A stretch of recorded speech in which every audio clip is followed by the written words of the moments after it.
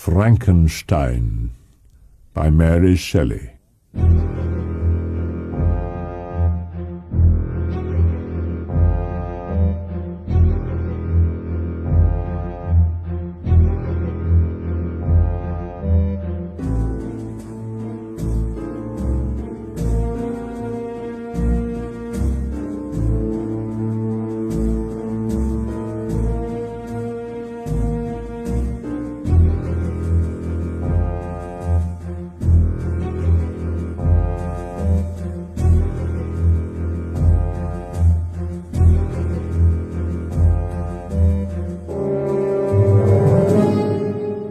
To Mrs. Saville, England, St. Petersburg, December the 11th. I arrived here yesterday, and my first task is to assure my dear sister of my welfare. This is the most favourable period for travelling in Russia. The cold is not excessive if you are wrapped in furs, a dress which I have already adopted. I have no ambition to lose my life on the post road between St. Petersburg and Archangel. I shall depart for the latter town in a fortnight or 3 weeks, and my intention is to hire a ship there, which can easily be done by paying the insurance for the owner, and to engage as many sailors as I think necessary among those who are accustomed to the whale fishing. If I succeed, many, many months, perhaps years, will pass before you and I may meet. Farewell, my dear, excellent Margaret. Your affectionate brother, R. Walton. To Mrs. Saville, England. Archangel, March 28th. How slowly the time passes here. Yet a second step is taken towards my enterprise. I have hired a vessel, and am occupied in collecting my sailors. Those whom I have already engaged appear to be men on whom I can depend, and are certainly possessed of dauntless courage. My voyage is only now delayed until the weather shall permit my embarkation. I cannot describe to you my sensations on the near prospect of my undertaking. I am going to unexplored regions, to the land of mist and snow, but I shall kill no albatross. Therefore do not be alarmed for my safety. Remember me with affection, should you never hear from me again.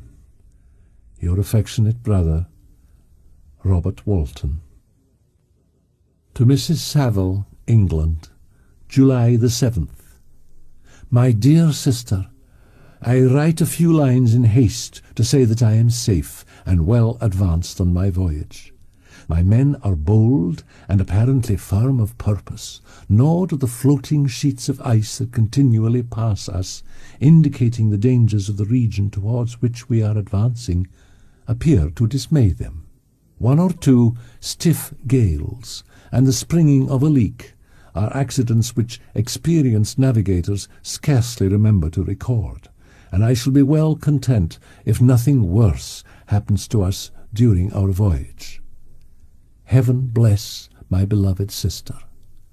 R. W. To Mrs. Saville, England, August 5th. So strange an accident has happened to us that I cannot forbear recording it. Last Monday, July 31st, we were nearly surrounded by ice. Our situation was somewhat dangerous, especially as we were compassed round by a very thick fog. We accordingly lay to, hoping that some change would take place in the atmosphere and weather. About 2 o'clock the mist cleared away, and we beheld, stretched out in every direction, vast and irregular plains of ice, when a strange sight suddenly attracted our attention. We perceived a low carriage, fixed on a sledge and drawn by dogs, pass on towards the north.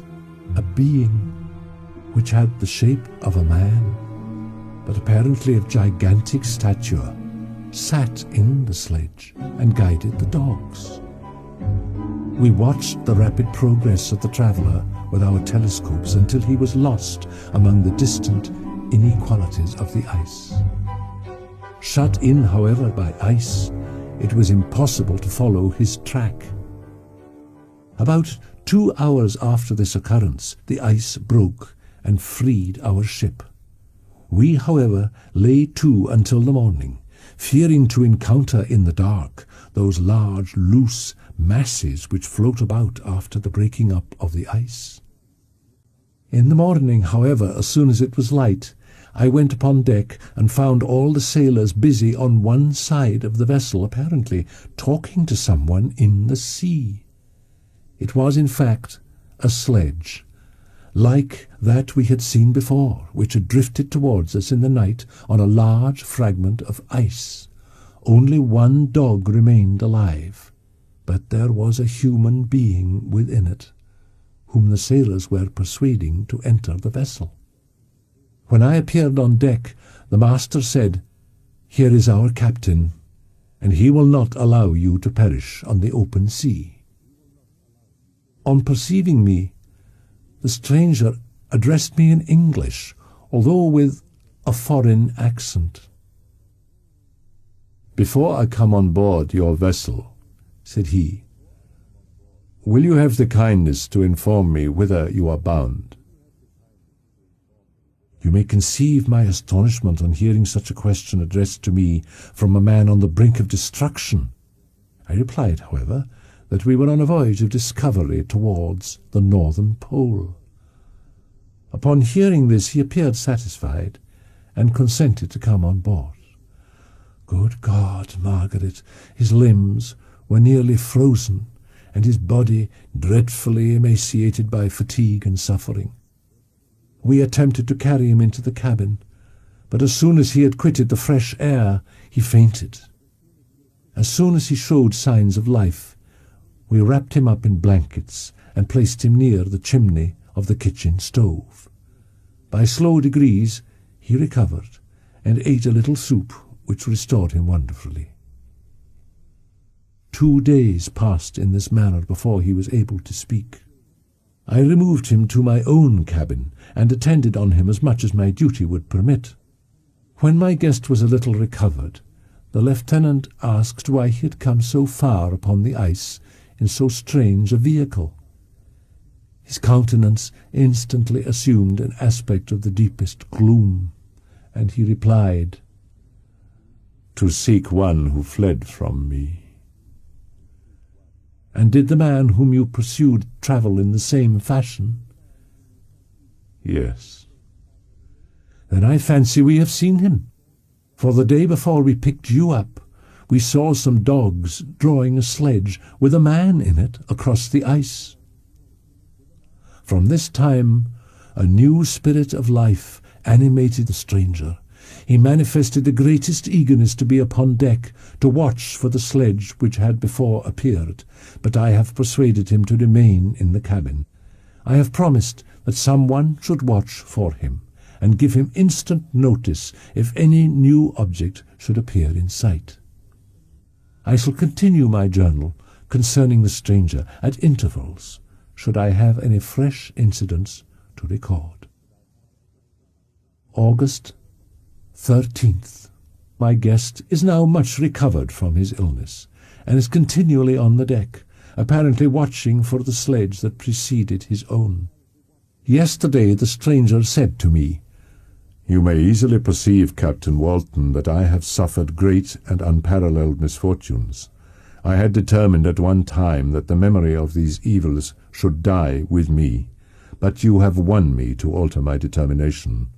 I do not know that the relation of my disasters will be useful to you, yet when I reflect that you are pursuing the same course, exposing yourself to the same dangers which have rendered me what I am, I imagine that you may deduce an apt moral from my tale, one that may direct you if you succeed in your undertaking, and console you in case of failure." He then told me that he would commence his narrative the next day, when I should be at leisure. I have resolved every night to record as nearly as possible in his own words what he has related during the day.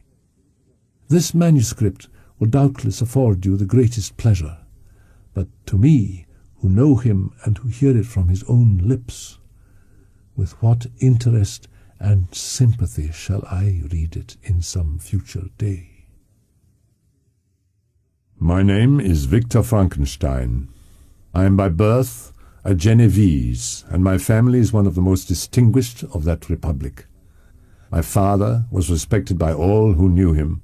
He passed his younger days perpetually occupied by the affairs of his country.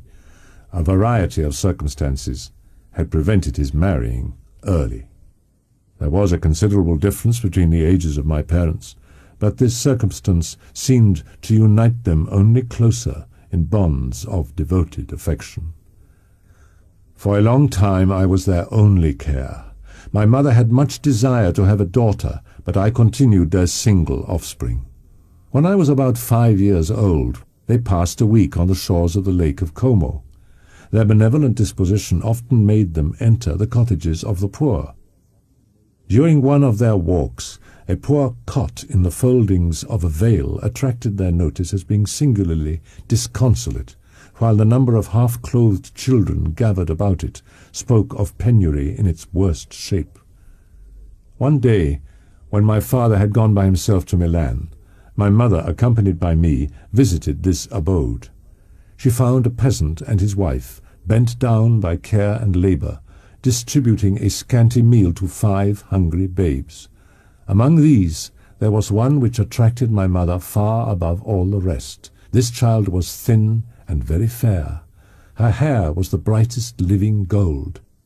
The peasant woman, perceiving that my mother fixed eyes of wonder and admiration on this lovely girl, eagerly communicated her history. She was not her child, but the daughter of a Milanese nobleman.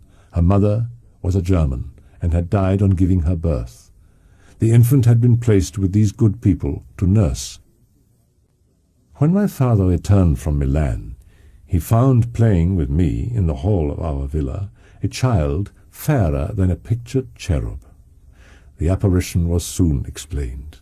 With his permission, my mother prevailed on her rustic guardians to yield their charge to her, and the result was that Elizabeth Lavenza became the inmate of my parents' house, my more than sister, the beautiful and adored companion of all my occupations.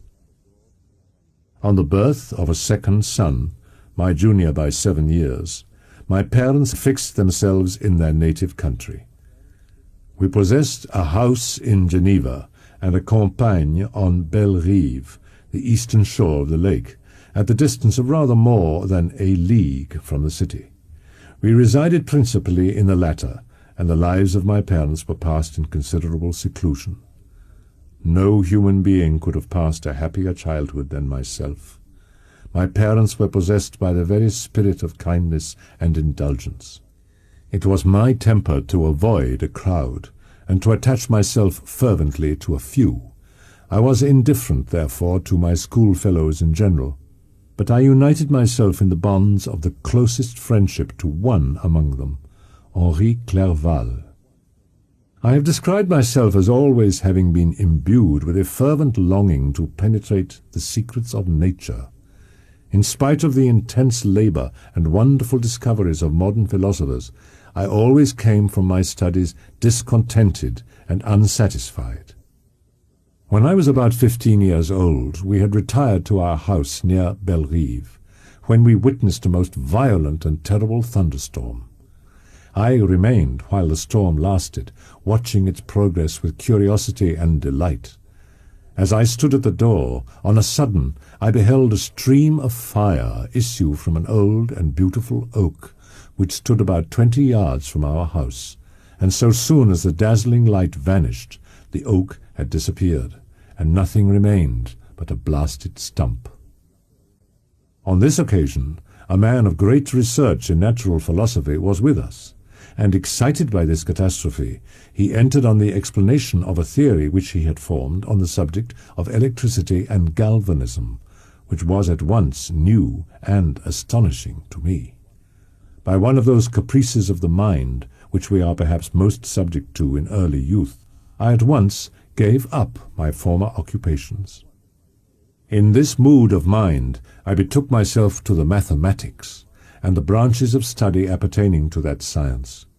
When I look back, it seems to me as if this almost miraculous change of inclination and will was the immediate suggestion of the guardian angel of my life, the last effort made by the spirit of preservation to avert the storm that was even then hanging in the stars and ready to envelop me. It was a strong effort of the spirit of good, but it was ineffectual. Destiny was too potent, and her immutable laws had decreed my utter and terrible destruction. When I had attained the age of 17, my parents resolved that I should become a student at the University of Ingolstadt. My departure was therefore fixed at an early date, but before the day resolved upon could arrive, the first misfortune of my life occurred, an omen, as it were, of my future misery. Elizabeth had caught the scarlet fever. Her illness was severe, and she was in the greatest danger. During her illness, many arguments had been urged to persuade my mother to refrain from attending upon her, but when she heard that the life of her favourite was menaced, she could no longer control her anxiety. She attended her sickbed. Elizabeth was saved, but the consequences of this imprudence were fatal to her preserver. On her deathbed, she joined the hands of Elizabeth and myself. "My children," she said, "my firmest hopes of future happiness were placed on the prospect of your union. This expectation will now be the consolation of your father. Elizabeth, my love, you must supply my place to my younger children." She died calmly, and her countenance expressed affection even in death. My departure for Ingolstadt, which had been deferred by these events, was now again determined upon. The day of my departure at length arrived. Clerval spent the last evening with us. He had endeavoured to persuade his father to permit him to accompany me and to become my fellow student, but in vain. His father was a narrow-minded trader, and saw idleness and ruin in the aspirations and ambition of his son. At morning's dawn I descended to the carriage which was to convey me away. They were all there. My father again to bless me, Clerval to press my hand once more, my Elizabeth to renew her entreaties that I would write often. I ardently desired the acquisition of knowledge. I had often longed to enter the world and take my station among other human beings. Now my desires were complied with.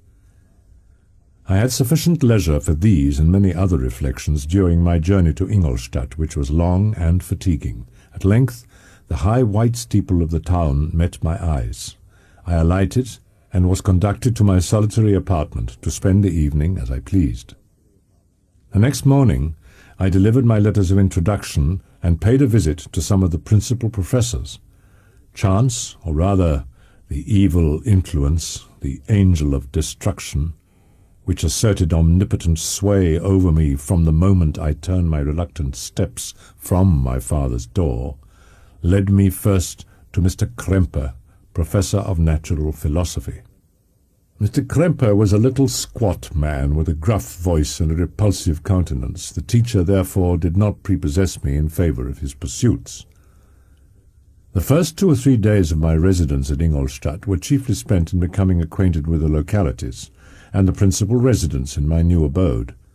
Partly from curiosity and partly from idleness, I went into the lecturing room, which Mr. Waldman entered shortly after. This professor was very unlike his colleague. He appeared about 50 years of age, but with an aspect expressive of the greatest benevolence. He began his lecture by a recapitulation of the history of chemistry, and the various improvements made by different men of learning. He then took a cursory view of the present state of the science, and explained many of its elementary terms. After having made a few preparatory experiments, he concluded with a panegyric upon modern chemistry, the terms of which I shall never forget. "The ancient teachers of this science," said he, promised impossibilities and performed nothing. The modern masters promise very little. They know that metals cannot be transmuted and that the elixir of life is a chimera. But these philosophers have indeed performed miracles. They have acquired new and almost unlimited powers. They can command the thunders of heaven, mimic the earthquake, and even mock the invisible world with its own shadows. Such were the professor's words. Rather, let me say, such the words of the fate announced to destroy me. As he went on, I felt as if my soul were grappling with a palpable enemy. One by one, the various keys were touched which formed the mechanism of my being. Chord after chord was sounded, and soon my mind was filled with one thought, one conception, one purpose. "So much has been done," exclaimed the soul of Frankenstein. "More, far more, will I achieve. I will pioneer a new way, explore unknown powers, and unfold to the world the deepest mysteries of creation." I paid Mr. Waldman a visit. I requested his advice concerning the books I ought to procure. "I am happy," said Mr. Waldman, "to have gained a disciple." He then took me into his laboratory and explained to me the uses of his various machines. He also gave me the list of books which I had requested, and I took my leave. Thus ended a day memorable to me. It decided my future destiny. From this day, natural philosophy, and particularly chemistry, became nearly my sole occupation. I read with ardor those works which modern inquirers have written on these subjects. I attended the lectures and cultivated the acquaintance of the men of science of the university, and I found even in Mr. Kremper a great deal of sound sense and real information. In Mr. Waldman I found a true friend. My application was at first fluctuating and uncertain. It gained strength as I proceeded, and soon became so ardent and eager that the stars often disappeared in the light of morning whilst I was yet engaged in my laboratory. 2 years passed in this manner, during which I paid no visit to Geneva, and I improved so rapidly that I made some discoveries in the improvement of some chemical instruments which procured me great esteem and admiration at the university. When I had arrived at this point, and had become as well acquainted with the theory and practice of natural philosophy as depended on the lessons of any of the professors at Ingolstadt, my residence there being no longer conducive to my improvements, I thought of returning to my friends and my native town, when an incident happened that protracted my stay. One of the phenomena which had peculiarly attracted my attention was the structure of the human frame, and indeed any animal endued with life. Whence, I often asked myself, did the principle of life proceed? It was a bold question, and one which has ever been considered as a mystery. I determined thenceforth to apply myself more particularly to those branches of natural philosophy which relate to physiology. To examine the causes of life, we must first have recourse to death. I became acquainted with the science of anatomy, but this was not sufficient. I must also observe the natural decay and corruption of the human body. Darkness had no effect upon my fancy, and a churchyard was to me merely the receptacle of bodies deprived of life, which had become food for the worm. Now I was led to examine the cause and progress of this decay, and forced to spend days and nights in vaults and charnel houses. I saw how the fine form of man was degraded and wasted. I saw how the worm inherited the wonders of the eye and brain. I paused, examining and analyzing all the minutiae of causation as exemplified in the change from life to death and death to life, until, from the midst of this darkness, a sudden light broke in upon me, a light so brilliant and wondrous, yet so simple, that I was surprised that among so many men of genius who had directed their inquiries towards the same science, that I alone should be reserved to discover so astonishing a secret. Remember, I am not recording the vision of a madman. After days and nights of incredible labor and fatigue, I succeeded in discovering the cause of generation and life.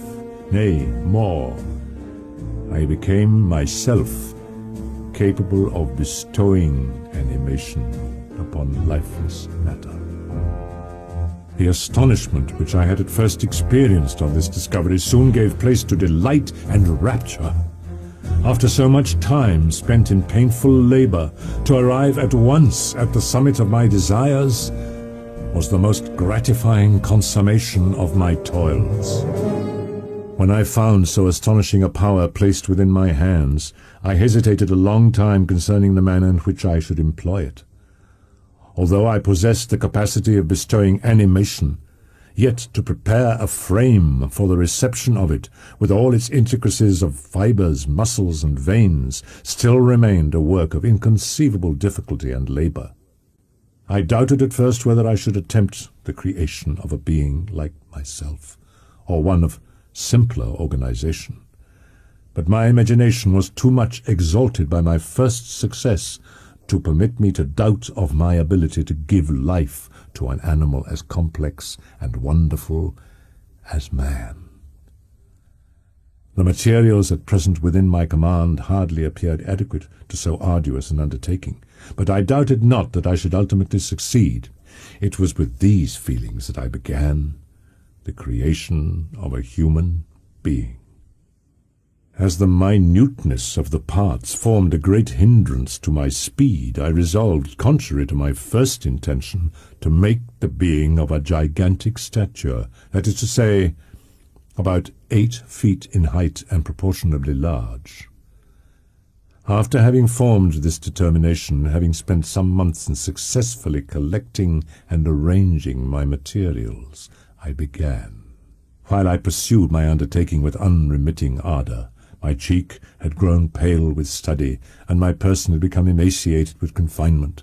Sometimes, on the very brink of certainty, I failed. Yet still I clung to the hope which the next day or the next hour might realize. One secret, which I alone possessed, was the hope to which I had dedicated myself. And the moon gazed on my midnight labors while I pursued nature to her hiding places. Who shall conceive the horrors of my secret toil as I dabbled among the unhallowed damps of the grave, or tortured the living animal to animate the lifeless clay? I collected bones from charnel houses, and disturbed with profane fingers the tremendous secrets of the human frame. In a solitary chamber at the top of the house, and separated from all the other apartments by a gallery and staircase, I kept my workshop of filthy creation. The dissecting room and the slaughterhouse furnished many of my materials, and often did my human nature turn with loathing from my occupation, whilst, still urged on by an eagerness which perpetually increased, I brought my work near to a conclusion. The summer months passed while I was thus engaged. It was a most beautiful season, but my eyes were insensible to the charms of nature, and the same feelings which made me neglect the scenes around me caused me also to forget those friends who were so many miles absent, and whom I had not seen for so long a time. I knew my silence disquieted them. My father made no reproach in his letters, and only took notice of my silence by inquiring into my occupations more particularly than before. Winter, spring, and summer passed away during my labors. It was on a dreary night of November that I beheld the accomplishment of my toils.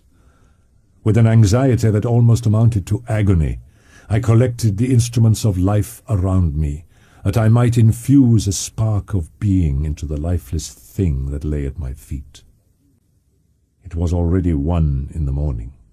The rain pattered dismally against the panes, and my candle was nearly burnt out, when by the glimmer of the half-extinguished light I saw the dull yellow eye of the creature open. It breathed hard, and a convulsive motion agitated its limbs.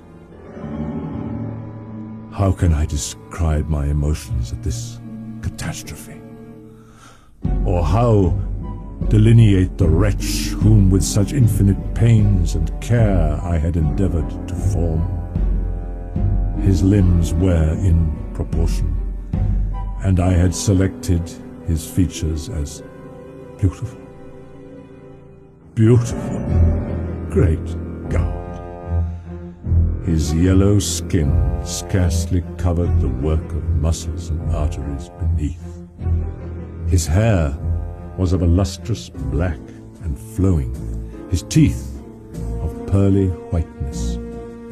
But these luxuriances only formed a more horrid contrast with his watery eyes, that seemed almost of the same colour as the dun-white sockets in which they were set, his shriveled complexion and straight black lips.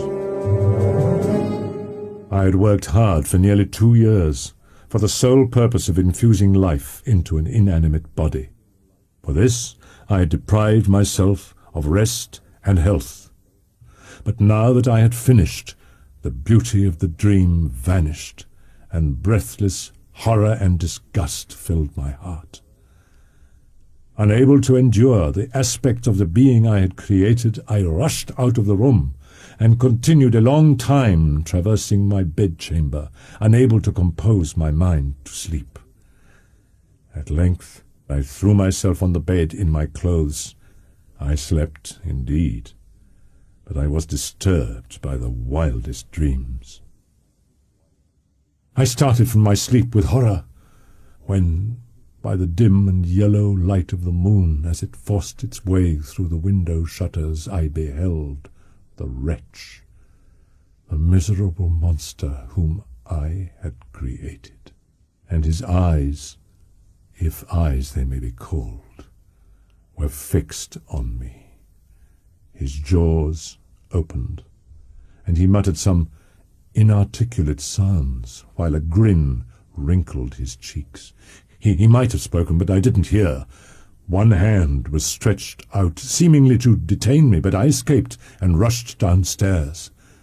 I took refuge in the courtyard belonging to the house which I inhabited, where I remained during the rest of the night, walking up and down in the greatest agitation, listening attentively, catching and fearing each sound as if it were to announce the approach of the demoniacal corpse to which I had so miserably given life. Oh, no mortal could support the horror of that countenance. I had gazed on him while, unfinished, he was ugly then. But when those muscles and joints were rendered capable of motion, it became a thing such as even Dante could not have conceived. I passed the night wretchedly. Morning, dismal and wet, at length dawned. I did not dare return to the apartment which I inhabited, but felt impelled to hurry on, although drenched by the rain which poured from a black and comfortless sky. Continuing thus, I came at length opposite to the inn at which the various diligences and carriages usually stopped, but I remained some minutes with my eyes fixed on a coach that was coming towards me from the other end of the street. As it drew nearer, I observed that it was the Swiss diligence. It stopped just where I was standing, and on the door being opened, I perceived Henri Clerval. "My dear Frankenstein," exclaimed he, "how glad I am to see you! How fortunate that you should be here!" Nothing could equal my delight on seeing Clerval. I grasped his hand, and in a moment forgot my horror and misfortune. I felt suddenly, and for the first time during many months, calm and serene joy. "It gives me the greatest delight to see you. But tell me how you left my father, brothers, and Elizabeth." Very well, and very happy, only a little uneasy that they hear from you so seldom. But, my dear Frankenstein, I did not before remark how very ill you appear, so thin and pale, and look as if you had been watching for several nights. You have guessed right. I have lately been so deeply engaged in one occupation that I have not allowed myself sufficient rest, as you see. But I sincerely hope, that all these employments are now at an end, and that I am at length free. I trembled excessively. I could not endure to think of, and far less to allude to, the occurrences of the preceding night. I walked with a quick pace, and we soon arrived at my college. I then reflected, and the thought made me shiver, that the creature whom I had left in my apartment might still be there, alive and walking about. I dreaded to behold this monster, but I feared still more that Henry should see him. Entreating him therefore to remain a few minutes at the bottom of the stairs, I darted up towards my own room. My hand was already on the lock of the door before I recollected myself. I then paused, and a cold shivering came over me. I stepped fearfully in. The apartment was empty, and my bedroom was also freed from its hideous guest. I could hardly believe that so great a good fortune could have befallen me. But when I became assured that my enemy had indeed fled, I ran down to Clerval. We ascended into my room, and the servant presently brought breakfast. But I was unable to contain myself. I felt my flesh tingle with excess of sensitiveness, and my pulse beat rapidly. I was unable to remain for a single instant in the same place. Clerval at first attributed my unusual spirits to joy on his arrival, but when he observed me more attentively, he saw a wildness in my eyes for which he could not account. "My dear Victor," cried he, "what for God's sake is the matter? How ill you are! What is the cause of all this?" "Do not ask me," cried I, putting my hands before my eyes, for I thought I saw the dreaded spectre glide into the room. "Oh, save me, save me!" I imagined that the monster seized me. I struggled furiously and fell down in a fit. This was the commencement of a nervous fever which confined me for several months. During all that time, Henri was my only nurse. I afterwards learned that, knowing my father's advanced age and unfitness for so long a journey, and how wretched my sickness would make Elizabeth, he spared them this grief by concealing the extent of my disorder.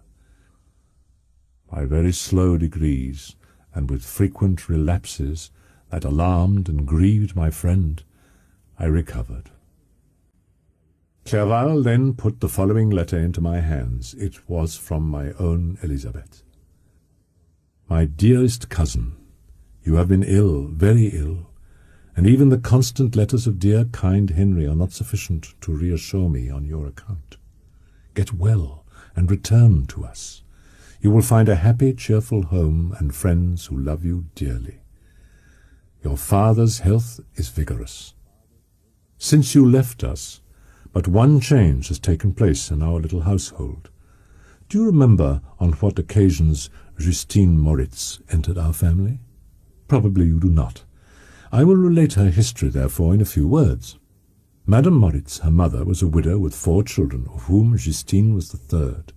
This girl had always been the favourite of her father, but through a strange perversity her mother could not endure her, and after the death of Mr. Moritz treated her very ill. My aunt observed this, and when Justine was 12 years of age, prevailed on her mother to allow her to live at our house. My aunt conceived a great attachment for her, by which she was induced to give her an education superior to that which she had at first intended. This benefit was fully repaid. Justine was the most grateful little creature in the world. I must say also a few words to you, my dear cousin, of little darling William. I wish you could see him. He is very tall of his age, with sweet laughing blue eyes, dark eyelashes, and curling hair. I have written myself into better spirits, dear cousin, but my anxiety returns upon me as I conclude. Write, dearest Victor. One line, one word will be a blessing to us. 10,000 thanks to Henri for his kindness, his affection, and his many letters. We are sincerely grateful. Adieu, my cousin. Take care of yourself, and I entreat you, write. Elisabeth Lavenza, Geneva, March 18th. Dear, dear Elizabeth, I will write instantly and relieve them from the anxiety they must feel. I wrote, and this exertion greatly fatigued me, but my convalescence had commenced and proceeded regularly. In another fortnight I was able to leave my chamber.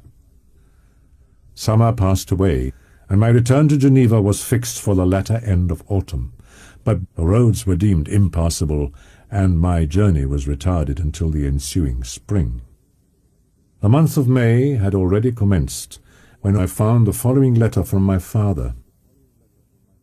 My dear Victor, you have probably waited impatiently for a letter to fix the date of your return to us, and I was at first tempted to write only a few lines, merely mentioning the day on which I should expect you. But that would be a cruel kindness, and I dare not do it.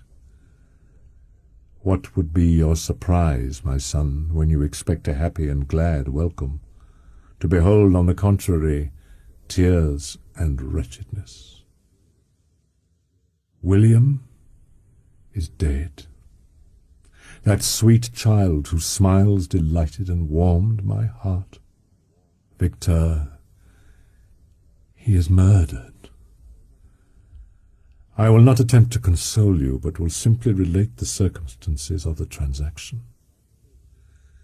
Last Thursday, May the 7th, I, my niece, and your 2 brothers went to walk in Plain Palais. It was already dusk before we thought of returning, and then we discovered that William and Ernest, who had gone on before, were not to be found. We accordingly rested on a seat until they should return.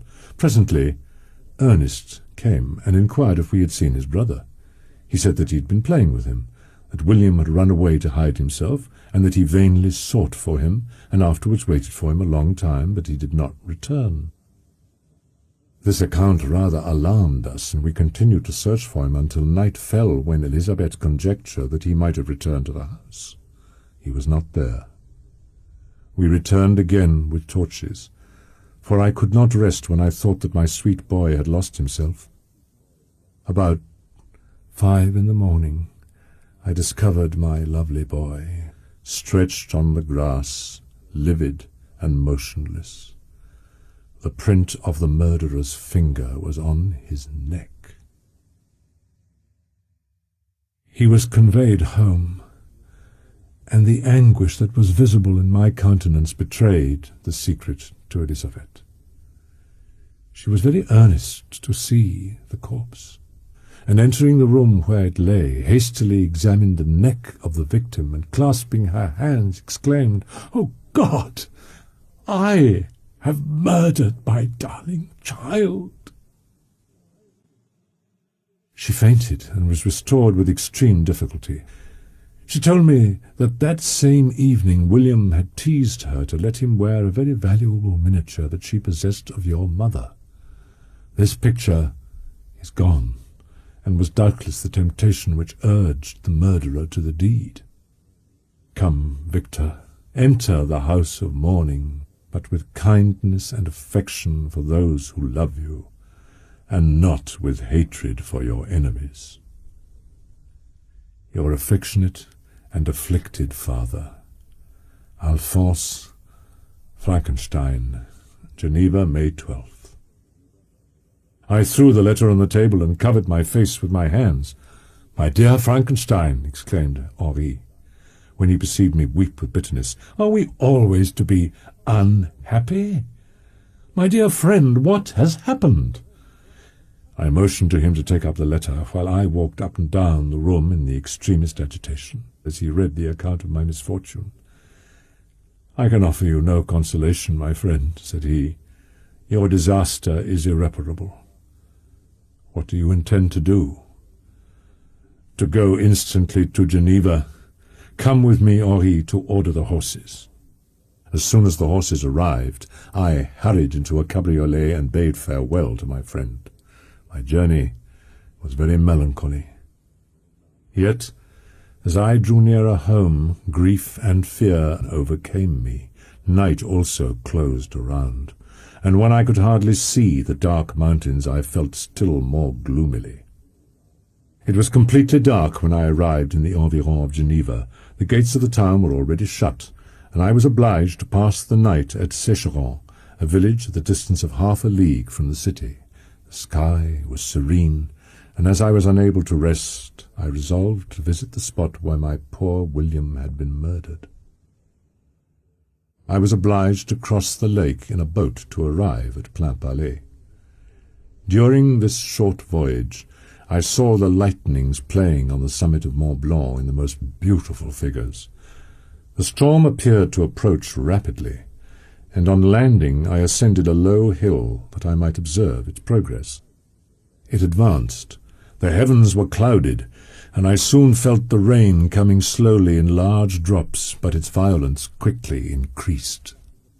Vivid flashes of lightning dazzled my eyes, illuminating the lake, making it appear like a vast sheet of fire. While I watched the tempest, so beautiful, yet terrific, I perceived in the gloom a figure which stole from behind a clump of trees near me. I stood fixed, gazing intently. I could not be mistaken. A flash of lightning illuminated the object.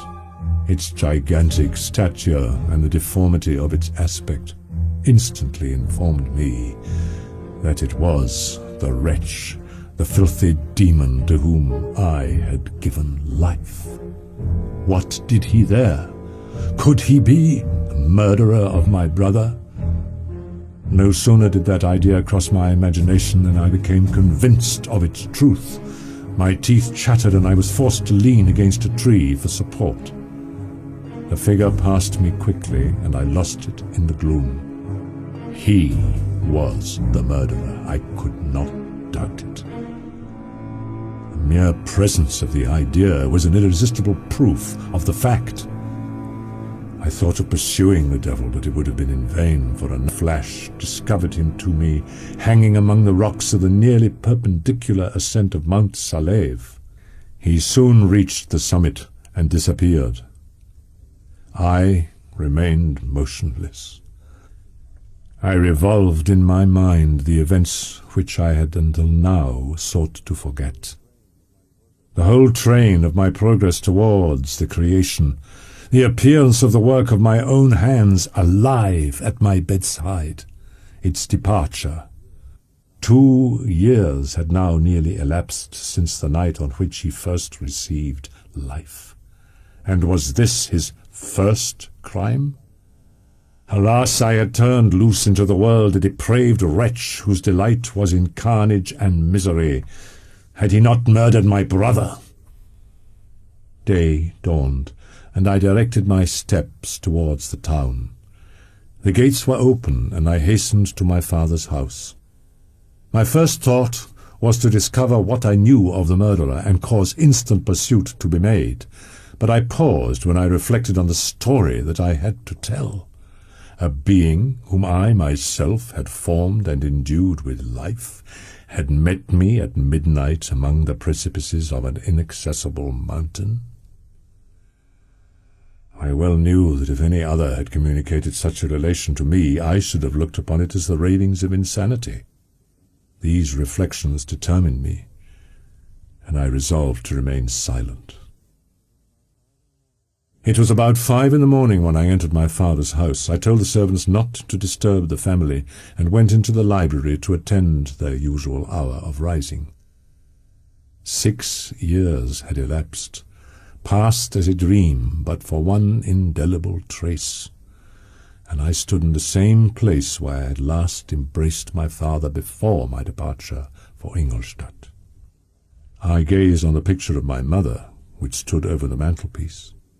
Below this picture was a miniature of William, and my tears flowed when I looked upon it. While I was thus engaged, Ernest entered. "Welcome, my dearest Victor," said he. "Ah, I wish you had come 3 months ago, and then you would have found us all joyous and delighted. You come to us now to share a misery which nothing can alleviate. Yet your presence will, I hope, revive our father, who seems sinking under his misfortune, and your persuasions will induce poor Elizabeth to cease her vain and tormenting self-accusations. I tried to calm Ernest. I inquired more minutely concerning my father, and her I named my cousin. She, most of all, said Ernest, requires consolation. She accused herself of having caused the death of my brother, and that made her very wretched. But since the murderer has been discovered. The murderer discovered? Good God, how can that be? Who could attempt to pursue him? It is impossible. One might as well try to overtake the winds or confine a mountain stream with a straw. I saw him too. He was free last night. I do not know what you mean, replied my brother, but to us the discovery we have made completes our misery. No one would believe it at first, and even now Elizabeth will not be convinced, notwithstanding all the evidence. Indeed, who would credit that Justine Moritz, who was so amiable and fond of all the family, could suddenly become capable of so frightful, so appalling a crime? Justine Moritz? Poor girl, is she the accused? But it is wrongfully, everyone knows that. No one believes it, surely, Ernest. No one did at first, but several circumstances came out that have almost forced conviction upon us, and our own behaviour has been so confused as to add to the evidence of facts a weight that I fear leaves no hope for doubt. But she will be tried today, and you will then hear all. He related that the morning on which the murder of poor William had been discovered, Justine had been taken ill and confined to her bed for several days. During this interval, one of the servants, happening to examine the apparel she had worn on the night of the murder, had discovered in her pocket the picture of my mother, which had been judged to be the temptation of the murderer. The servant instantly showed it to one of the others, who, without saying a word to any of the family, went to a magistrate, and upon their deposition Justine was apprehended. On being charged with the fact, the poor girl confirmed the suspicion in a great measure by her extreme confusion of manner. This was a strange tale, but it did not shake my faith, and I replied earnestly, "You are all mistaken. I know the murderer. Justine, poor good Justine, is innocent." At that instant my father entered. I saw unhappiness deeply impressed on his countenance, but he endeavoured to welcome me cheerfully.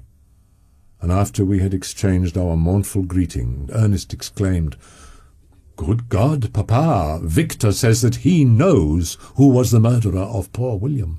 "We do also, unfortunately," replied my father. For indeed I had rather have been for ever ignorant than have discovered so much depravity and ingratitude in one I valued so highly. "My dear father, you are mistaken. Justine is innocent." "If she is, God forbid that she should suffer as guilty. She is to be tried today, and I sincerely hope that she will be acquitted." This speech calmed me. I was firmly convinced in my own mind that Justine, and indeed every human being, was guiltless of this murder. I had no fear, therefore, that any circumstantial evidence could be brought forward strong enough to convict her.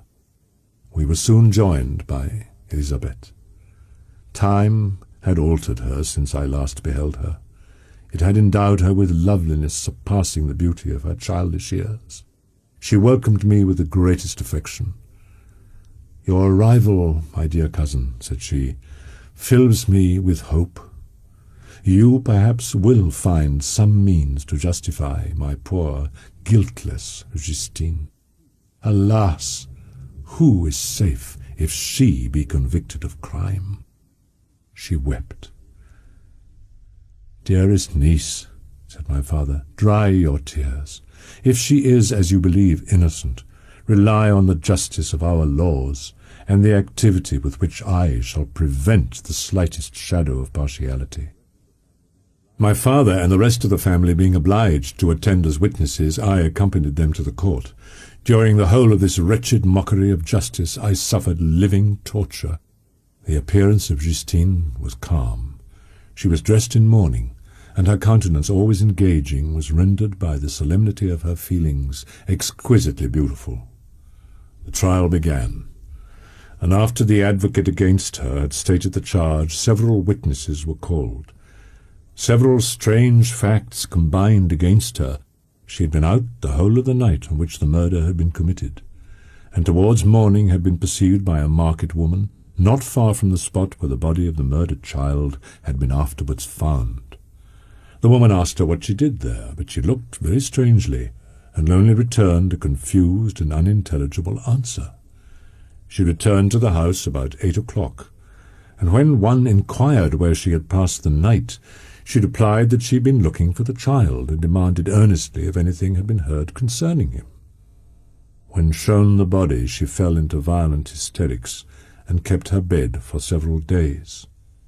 The picture was then produced which the servant had found in her pocket, and when Elizabeth, in a faltering voice, proved that it was the same which, an hour before the child had been missed, she had placed round his neck, a murmur of horror and indignation filled the court. Justine was called on for her defence. She collected her powers and spoke in an audible, although variable, voice. "God knows," she said, "how entirely I am innocent, and I hope the character I have always borne will incline my judges to a favourable interpretation. I commit my cause to the justice of my judges, yet I see no room for hope. I beg permission to have a few witnesses examined concerning my character, and if their testimony shall not overweigh my supposed guilt, I must be condemned." Elizabeth desired permission to address the court. "I am well acquainted with the accused. I have lived in the same house with her at one time for 5, and at another for nearly 2 years. During all that period she appeared to me the most amiable and benevolent of human creatures. She nursed Madame Frankenstein, my aunt, in her last illness, in a manner that excited the admiration of all who knew her. She was warmly attached to the child who is now dead, and acted towards him like a most affectionate mother. Notwithstanding all the evidence produced against her, I believe and rely on her perfect innocence." A murmur of approbation followed Elizabeth's simple and powerful appeal. My own agitation and anguish was extreme during the whole trial. I believed in her innocence. I knew it. Could the demon who had murdered my brother also in his hellish sport have betrayed the innocent to death and ignominy? And when I perceived that the popular voice and the countenances of the judges had already condemned my unhappy victim, I rushed out of the court in agony. I passed a night of unmingled wretchedness. In the morning I went to the court. The ballots had been thrown. They were all black, and Justine was condemned. The person to whom I addressed myself added that Justine had already confessed her guilt. That evidence, he observed, was hardly required in so glaring a case, but I am glad of it. And indeed, none of our judges like to condemn a criminal upon circumstantial evidence, be it ever so decisive. This was strange and unexpected intelligence. I hastened to return home, and Elizabeth eagerly demanded the result. "My cousin," replied I, "it is decided as you may have expected. All judges had rather that 10 innocent should suffer than that 1 guilty should escape. But she has confessed." This was a dire blow to poor Elizabeth. "Alas," said she, "how shall I ever again believe in human goodness? Justine, whom I loved and esteemed as my sister, how could she put on those smiles of innocence only to betray? Her mild eyes seemed incapable of any severity or guile, and yet she has committed a murder. Soon after, we heard that the poor victim had expressed a desire to see my cousin. "Yes," said Elizabeth, "I will go, although she is guilty, and you, Victor, shall accompany me. I cannot go alone." The idea of this visit was torture to me, yet I could not refuse. We entered the gloomy prison chamber and beheld Justine sitting on some straw at the farther end. Her hands were manacled and her head rested on her knees.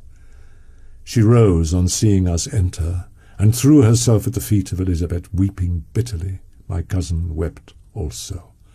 "Oh, Justine," said she, "why did you rob me of my last consolation? I relied on your innocence, and although I was then very wretched, I was not so miserable as I am now. Do you also believe that I am so very, very wicked? Do you also join with my enemies to crush me, to condemn me as a murderer?" Her voice was suffocated with sobs. "Rise, my poor girl," said Elizabeth. "Why do you kneel if you are innocent? I am not one of your enemies. I believed you guiltless until I heard that you had yourself declared your guilt. I did confess, but I confessed a lie. I confessed that I might obtain absolution, but now that falsehood lies heavier at my heart than all my other sins. The God of heaven forgive me. Oh, Justine, forgive me for having for one moment distrusted you. Why did you confess? But do not mourn, dear girl, do not fear. I will prove your innocence. You shall not die."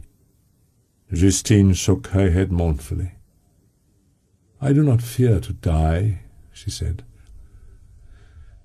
During this conversation I had retired to the corner of the prison room, where I could conceal the horrid anguish that possessed me. I uttered a groan that came from my inmost soul. Justine started. When she saw who it was, she approached me, and she said, "Dear sir, you are very kind to visit me. You, I hope, do not believe that I am guilty." I could not answer. "No, Justine," said Elizabeth. "He is more convinced of your innocence than I was, for even when he heard that you were confessed, he did not credit it." I truly thank him, and I feel as if I could die in peace, now that my innocence is acknowledged by you, dear lady, and your cousin. Thus the poor sufferer tried to comfort others and herself.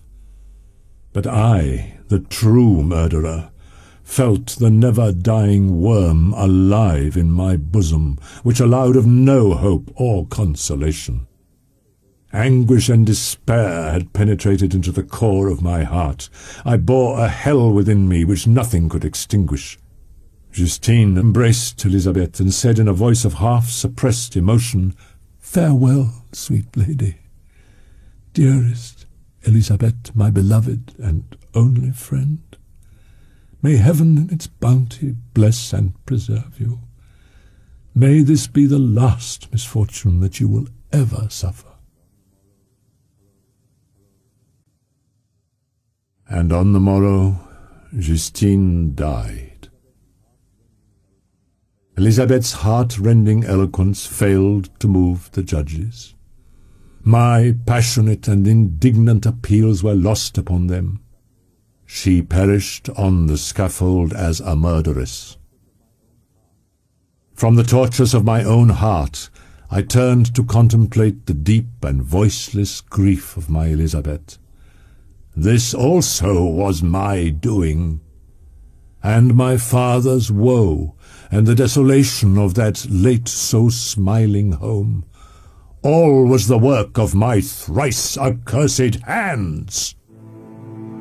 I beheld those I loved spend vain sorrow upon the graves of William and Justine, the first hapless victims to my unhallowed arts. Justine died. She rested, and I was alive. About this time, we retired to our house at Bellerive. This change was particularly agreeable to me. Often, after the rest of the family had retired for the night, I took the boat and passed many hours upon the water. Sometimes, with my sails set, I was carried by the wind, and sometimes after rowing into the middle of the lake, I left the boat to pursue its own course and gave way to my own miserable reflections. I lived in daily fear lest the monster whom I had created should perpetrate some new wickedness. I wished to see him again, that I might wreak the utmost extent of abhorrence on his head, and avenge the deaths of William and Justine. Our house was the house of mourning. My father's health was deeply shaken by the horror of the recent events. Elizabeth was sad and desponding. "When I reflect, my dear cousin," said she, "on the miserable death of Justine Moritz, I no longer see the world and its works as they before appeared to me. Now misery has come home, and men appear to me as monsters thirsting for each other's blood. William and Justine were assassinated, and the murderer escapes. He walks about the world free and perhaps respected. But even if I were condemned to suffer on the scaffold for the same crimes, I would not change places with such a wretch." Even as she spoke, I drew near to her as if in terror, lest at that very moment the destroyer had been near to rob me of her. Sometimes I could cope with the sullen despair that overwhelmed me, but sometimes the whirlwind passions of my soul drove me to seek, by bodily exercise and by change of place, some relief from my intolerable sensations. My wanderings were directed towards the valley of Chamonix. The rain was pouring in torrents, and thick mists hid the summits of the mountains. What were rain and storm to me? I resolved to ascend to the summit of Montanvert. I remembered the effect that the view of the tremendous and ever-moving glacier had produced upon my mind when I first saw it. The sight of the awful and majestic in nature had indeed always the effect of solemnizing my mind and causing me to forget the passing cares of life. The ascent is precipitous. It is a scene terrifically desolate. In 1,000 spots the traces of the winter avalanche may be perceived, where trees lie broken and strewed on the ground. The path, as you ascend higher, is intersected by ravines of snow, down which stones continually roll from above. I looked on the valley beneath. Vast mists were rising from the rivers which ran through it, and curling in thick wreaths around the opposite mountains, whose summits were hid in the uniform clouds. It was nearly noon when I arrived at the top of the ascent. For some time I sat upon the rock that overlooks the sea of ice. A mist covered both that and the surrounding mountains. Presently a breeze dissipated the cloud, and I descended upon the glacier. The field of ice is almost a league in width, but I spent nearly 2 hours in crossing it. From the side where I now stood, Montanvert was exactly opposite at the distance of a league, and above it rose Mont Blanc in awful majesty.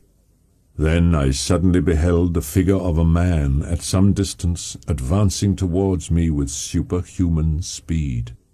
He bounded over the crevices in the ice, among which I had walked with caution. His stature also, as he approached, seemed to exceed that of man. I perceived, as the shape came nearer, that it was the wretch whom I had created. I trembled with rage and horror, resolving to wait his approach and then close with him in mortal combat. He approached. His countenance bespoke bitter anguish, while its unearthly ugliness rendered it almost too horrible for human eyes. "Devil!" I exclaimed. "Do you dare approach me?" And do not you fear the fierce vengeance of my arm wreaked on your miserable head? Begone, vile wretch, or rather, stay, that I may trample you to dust. And oh, that I could, with the extinction of your miserable existence, restore those victims whom you have so diabolically murdered. I expected this reception. All men hate the wretched.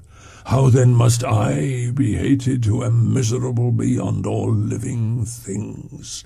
Yet you, my Creator, detest and spurn me, thy creature, to whom thou art bound by ties only dissoluble by the annihilation of one of us. You purpose to kill me. How dare you sport thus with life? Do your duty towards me, and I will do mine towards you and the rest of mankind. If you will comply with my conditions, I will leave them and you at peace. But if you refuse, I will glut the maw of death until it be satiated with the blood of your remaining friends. Abhorred monster, fiend that thou art, I cried, the tortures of hell are too mild a vengeance for thy crimes. Wretched devil, you reproach me with your creation. Come on, then, that I may extinguish the spark which I so negligently bestowed. My rage was without bounds. I sprang on him, impelled by all the feelings which can arm one being against the existence of another. He easily eluded me and said, "Be calm. I entreat you to hear me before you give vent to your hatred on my devoted head. Have I not suffered enough that you seek to increase my misery? Life, although it may only be an accumulation of anguish, is dear to me, and I will defend it. Everywhere I see bliss from which I alone am irrevocably excluded. I was benevolent and good. Misery made me a fiend. Make me happy, and I shall again be virtuous. Begone, I will not hear you. We are enemies. Begone, or let us try our strength in a fight in which one must fall. How can I move thee? Will no entreaties cause thee to turn a favourable eye upon thy creature, who implores thy goodness and compassion? Listen to me, Frankenstein. You accuse me of murder, and yet you would with a satisfied conscience destroy your own creature. Oh, praise the eternal justice of man. Yet I ask you not to spare me. Listen to me, and then if you can and if you will, destroy the work of your hands. Why do you call to my remembrance, I rejoined, circumstances of which I shudder to reflect that I have been the miserable origin and author? Begone! Relieve me from the sight of your detested form. Thus I relieve thee, my Creator, he said, and placed his hated hands before my eyes, which I flung from me with violence. Thus I take from thee a sight which you abhor. Still, thou canst listen to me and grant me thy compassion. Hear my tale. It is long and strange, and the temperature of this place is not fitting to your fine sensations. Come to the hut upon the mountain. The sun is yet high in the heavens. Before it descends to hide itself beyond yon snowy precipices, you will have heard my story and can decide. On you it rests, whether I quit forever the neighborhood of man and lead a harmless life, or become the scourge of your fellow creatures and the author of your own speedy ruin." As he said this, he led the way across the ice. I followed. I weighed the various arguments that he had used, and determined at least to listen to his tale. I was partly urged by curiosity, and compassion confirmed my resolution. We crossed the ice, therefore, and ascended the opposite rock. The air was cold, and the rain again began to descend. We entered the hut, the fiend with an air of exultation, I with a heavy heart and depressed spirits. But I consented to listen, and seating myself by the fire which my odious companion had lighted, he thus began his tale. "It is with considerable difficulty that I remember the original era of my being. All the events of that period appear confused and indistinct. A strange multiplicity of sensations seized me, and I saw, felt, heard, and smelt at the same time, and it was indeed a long time before I learned to distinguish between the operations of my various senses. By degrees I remember a stronger light pressed upon my nerves, so that I was obliged to shut my eyes. Darkness then came over me and troubled me, but hardly had I felt this, when by opening my eyes, as I now suppose, the light poured in upon me again. I walked, and I believe descended, but I presently found a great alteration in my sensations. Before, dark and opaque bodies had surrounded me, impervious to my touch or sight, but I now found that I could wander on at liberty, with no obstacles which I could not either surmount or avoid. The light became more and more oppressive to me, and the heat wearying me as I walked, I sought a place where I could receive shade. This was the forest near Ingolstadt, and here I lay by the side of a brook, resting from my fatigue until I felt tormented by hunger and thirst. This roused me from my nearly dormant state, and I ate some berries which I found hanging on the trees or lying on the ground.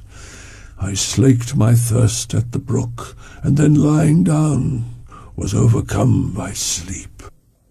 It was about 7 in the morning, and I longed to obtain food and shelter. At length I perceived a small hut on a rising ground which had doubtless been built for the convenience of some shepherd. Finding the door open, I entered. An old man sat in it near a fire over which he was preparing his breakfast. He turned on hearing a noise, and perceiving me, shrieked loudly, and quitting the hut ran across the fields with a speed of which his debilitated form hardly appeared capable.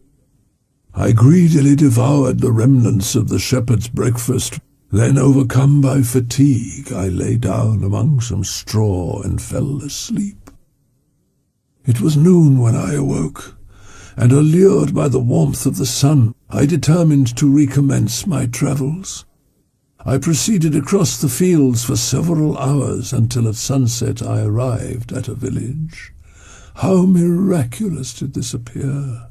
The huts, the neater cottages and stately houses engaged my admiration by turns. The vegetables in the gardens, the milk and cheese that I saw placed at the windows of some of the cottages allured my appetite. One of the best of these I entered, but I had hardly placed my foot within the door before the children shrieked, and one of the women fainted. The whole village was roused. Some fled, some attacked me, until grievously bruised by stones and many other kinds of missile weapons, I escaped to the open country, and fearfully took refuge in a low hovel, quite bare, and making a wretched appearance after the palaces I had beheld in the village. This hovel, however, joined a cottage of a neat and pleasant appearance, but after my late dearly bought experience I dared not enter it. My place of refuge was constructed of wood, but so low that I could with difficulty sit upright in it, but it was dry, and although the wind entered it by innumerable chinks, I found it an agreeable asylum from the snow and rain. I resolved to reside in this hovel until something should occur which might alter my determination. I heard a step, and looking through a small chink, I beheld a young creature with a pail on her head passing before my hovel. The girl was young and of gentle demeanour, yet she was meanly dressed, a coarse blue petticoat and a linen jacket being her only garb. She looked patient yet sad. I lost sight of her, and in about a quarter of an hour she returned, bearing the pail which was now partly filled with milk. As she walked along, seemingly incommoded by the burden, a young man met her. Uttering a few sounds with an air of melancholy, he took the pail from her head and bore it to the cottage himself. She followed, and they disappeared. Presently I saw the young man again, with some tools in his hand, cross the field behind the cottage. She was also occupied in arranging the cottage, but presently she took something out of a drawer which employed her hands, and she sat down beside the old man, who, taking up an instrument, began to play, and to produce sounds sweeter than the voice of the thrush or the nightingale. The old man, whom I soon perceived to be blind, employed his leisure hours on his instrument or in contemplation. Nothing could exceed the love and respect which the younger cottagers exhibited towards their venerable companion. They were not entirely happy. A considerable period elapsed before I discovered one of the causes of the uneasiness of this amiable family. It was poverty. By degrees, I made a discovery of still greater moment. I found that these people possessed a method of communicating their experience and feelings to one another by articulate sounds. This was indeed a godlike science, and I ardently desired to become acquainted with it. By great application, and after having remained during the space of several revolutions of the moon in my hovel, I discovered the names that were given to some of the most familiar objects of discourse. I learned and applied the words fire, milk, bread, and wood.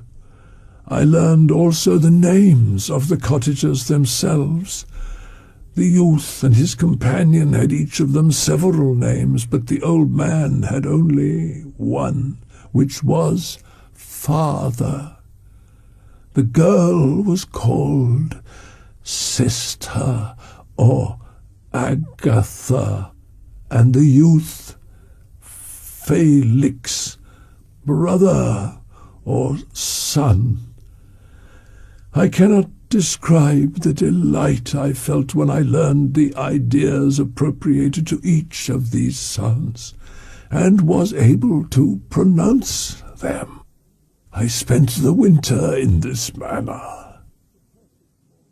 I had admired the perfect forms of my cottagers, their grace, beauty, and delicate complexions, but how was I terrified when I viewed myself in a transparent pool.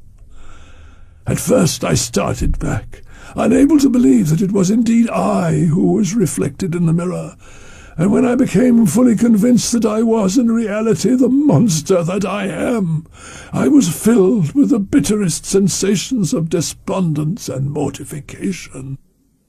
My thoughts now became more active, and I longed to discover the motives and feelings of these lovely creatures. I was inquisitive to know why Felix appeared so miserable and Agatha so sad. I thought that it might be in my power to restore happiness to these deserving people. I looked upon them as superior beings, who would be the arbiters of my future destiny. I formed in my imagination 1,000 pictures of presenting myself to them and their reception of me. I imagined that they would be disgusted, until, by my gentle demeanour and conciliating words, I should first win their favour and afterwards their love. These thoughts exhilarated me and led me to apply with fresh ardour to the acquiring the art of language. And although my voice was very unlike the soft music of their tones, yet I pronounced such words as I understood with tolerable ease. The pleasant showers and genial warmth of spring greatly altered the aspect of the earth. The birds sang in more cheerful notes, and the leaves began to bud forth on the trees. My spirits were elevated by the enchanting appearance of nature. The past was blotted from my memory, the present was tranquil, and the future gilded by bright rays of hope and anticipation of joy. Soon after my arrival in the hovel, I discovered some papers in the pocket of the coat which I had taken from your laboratory. It was your journal of the 4 months that preceded my creation. You minutely described in these papers every step you took in the progress of your work. Everything is related in them which bears reference to my accursed origin. The whole detail of that series of disgusting circumstances which produced it is set in view. The minutest description of my odious and loathsome person is given in language which painted your own horrors and rendered mine indelible. I sickened as I read. Hateful day! When I received life, I exclaimed in agony, Accursed creator! Why did you form a monster so hideous that even you turned from me in disgust? God, in pity, made man beautiful and alluring after his own image. But my form is a filthy type of yours, more horrid even from the very resemblance. These were the reflections of my hours of despondency and solitude. But when I contemplated the virtues of the cottagers, their amiable and benevolent dispositions, I persuaded myself that when they should become acquainted with my admiration of their virtues, they would compassionate me and overlook my personal deformity. I resolved, at least, not to despair, but in every way to fit myself for an interview with them which would decide my fate. I postponed this attempt for some months longer, for the importance attached to its success inspired me with a dread lest I should fail. Besides, I found that my understanding improved so much with every day's experience. Autumn passed thus. I saw, with surprise and grief, the leaves decay and fall, and nature again assume the barren and bleak appearance it had worn when I first beheld the woods and the lovely moon. But my chief delights were the sight of the flowers, the birds, and all the gay apparel of summer. When those deserted me, I turned with more attention towards the cottagers. Their happiness was not decreased by the absence of summer. The more I saw of them, the greater became my desire to claim their protection and kindness. My heart yearned to be known and loved by these amiable creatures. My attention at this time was solely directed towards my plan of introducing myself into the cottage of my protectors. I revolved many projects, but that on which I finally fixed was to enter the dwelling when the blind old man should be alone. I had sagacity enough to discover that the unnatural hideousness of my person was the chief object of horror with those who had formerly beheld me. One day, when the sun shone on the red leaves that strewed the ground and diffused cheerfulness, although it denied warmth, Agatha and Felix departed on a long country walk, and the old man, at his own desire, was left alone in the cottage. My heart beat quick. This was the hour and moment of trial which would decide my hopes or realize my fears. All was silent in and around the cottage. It was an excellent opportunity. Yet, when I proceeded to execute my plan, my limbs failed me, and I sank to the ground. Again I rose, and exerting all the firmness of which I was master, removed the planks which I had placed before my hovel to conceal my retreat. The fresh air revived me, and with renewed determination I approached the door of their cottage. I knocked. "Who is there?" said the old man. "Come in." I entered. "Pardon this intrusion," said I. "I am a traveller in want of a little rest. You would greatly oblige me if you would allow me to remain a few minutes before the fire." "Enter," said the old man, "and I will try in what manner I can to relieve your wants. But unfortunately my children are from home, and as I am blind, I'm afraid I shall find it difficult to procure food for you. Do not trouble yourself, my kind host. I have food. It is warmth and rest only that I need." I sat down, and a silence ensued. I knew that every minute was precious to me, yet I remained irresolute in what manner to commence the interview, when the old man addressed me. "By your language, stranger, I suppose you are my countryman. Are you French?" "No, but I was educated by a French family and understand that language only. I am now going to claim the protection of some friends whom I sincerely love, and of whose favour I have some hopes." "Are they Germans?" "No, they are French. But let us change the subject. I am an unfortunate and deserted creature. I look around and I have no relation or friend upon earth. These amiable people to whom I go have never seen me, and know little of me. I am full of fears, for if I fail there, I am an outcast in the world forever." "Do not despair," said he. "To be friendless is indeed to be unfortunate, but the hearts of men, when unprejudiced by any obvious self-interest, are full of brotherly love and charity. Rely, therefore, on your hopes, and if these friends are good and amiable, do not despair." "They are kind," said I. "They are the most excellent creatures in the world, but unfortunately they are prejudiced against me. I have good dispositions. My life has been hitherto harmless and in some degree beneficial. But a fatal prejudice clouds their eyes, and where they ought to see a feeling and kind friend, they behold only a detestable monster."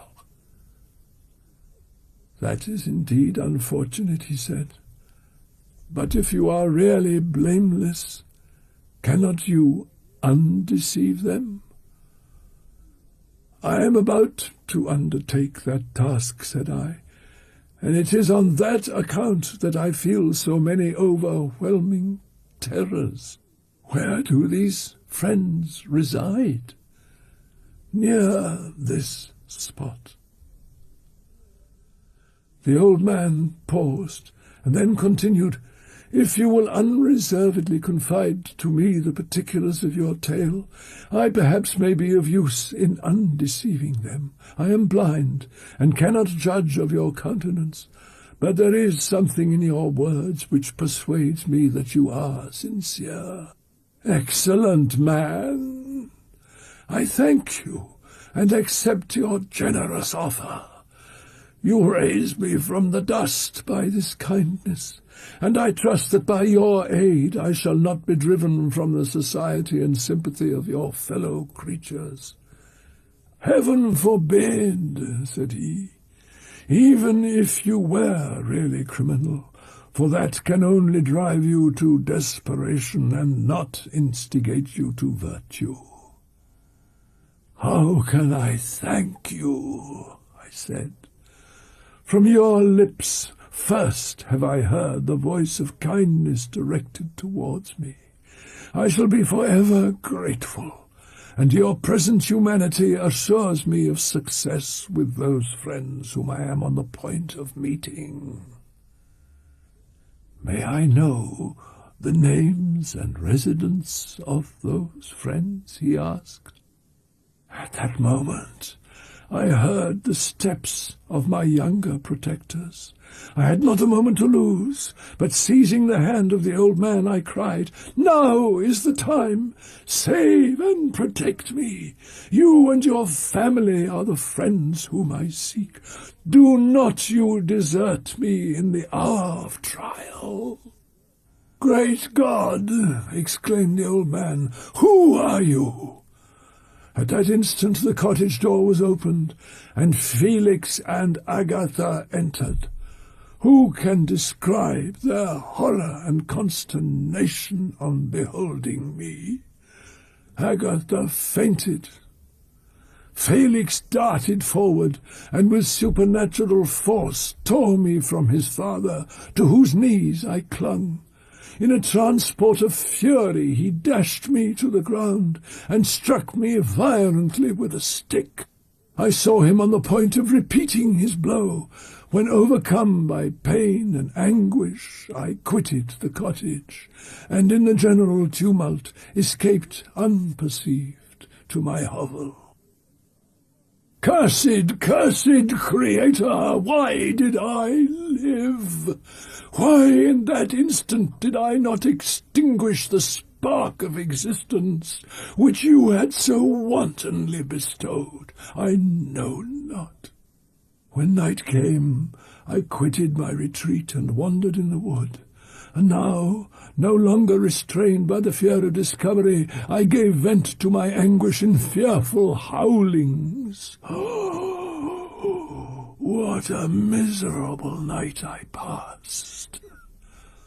I became fatigued with excess of bodily exertion, and sank on the damp grass in the sick impotence of despair.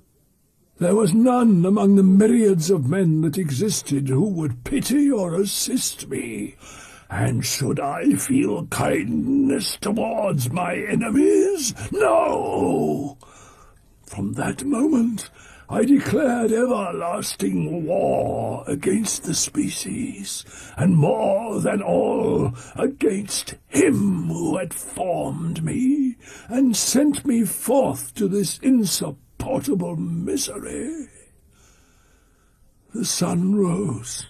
Pleasant sunshine and the pure air of day restored me to some degree of tranquillity, and when I considered what had passed at the cottage, I could not help believing that I had been too hasty in my conclusions. I had certainly acted imprudently. It was apparent that my conversation had interested the father in my behalf, and I was a fool in having exposed my person to the horror of his children. I ought to have familiarized the old man to me, and by degrees to have discovered myself to the rest of his family, when they should have been prepared for my approach. But I did not believe my errors to be irretrievable, and after much consideration I resolved to return to the cottage, seek the old man, and by my representations win him to my party. I directed my steps towards the well-known path that conducted to the cottage. All there was at peace. I crept into my hovel and remained in silent expectation of the accustomed hour when the family arose. That hour passed, the sun mounted high in the heavens, but the cottagers did not appear.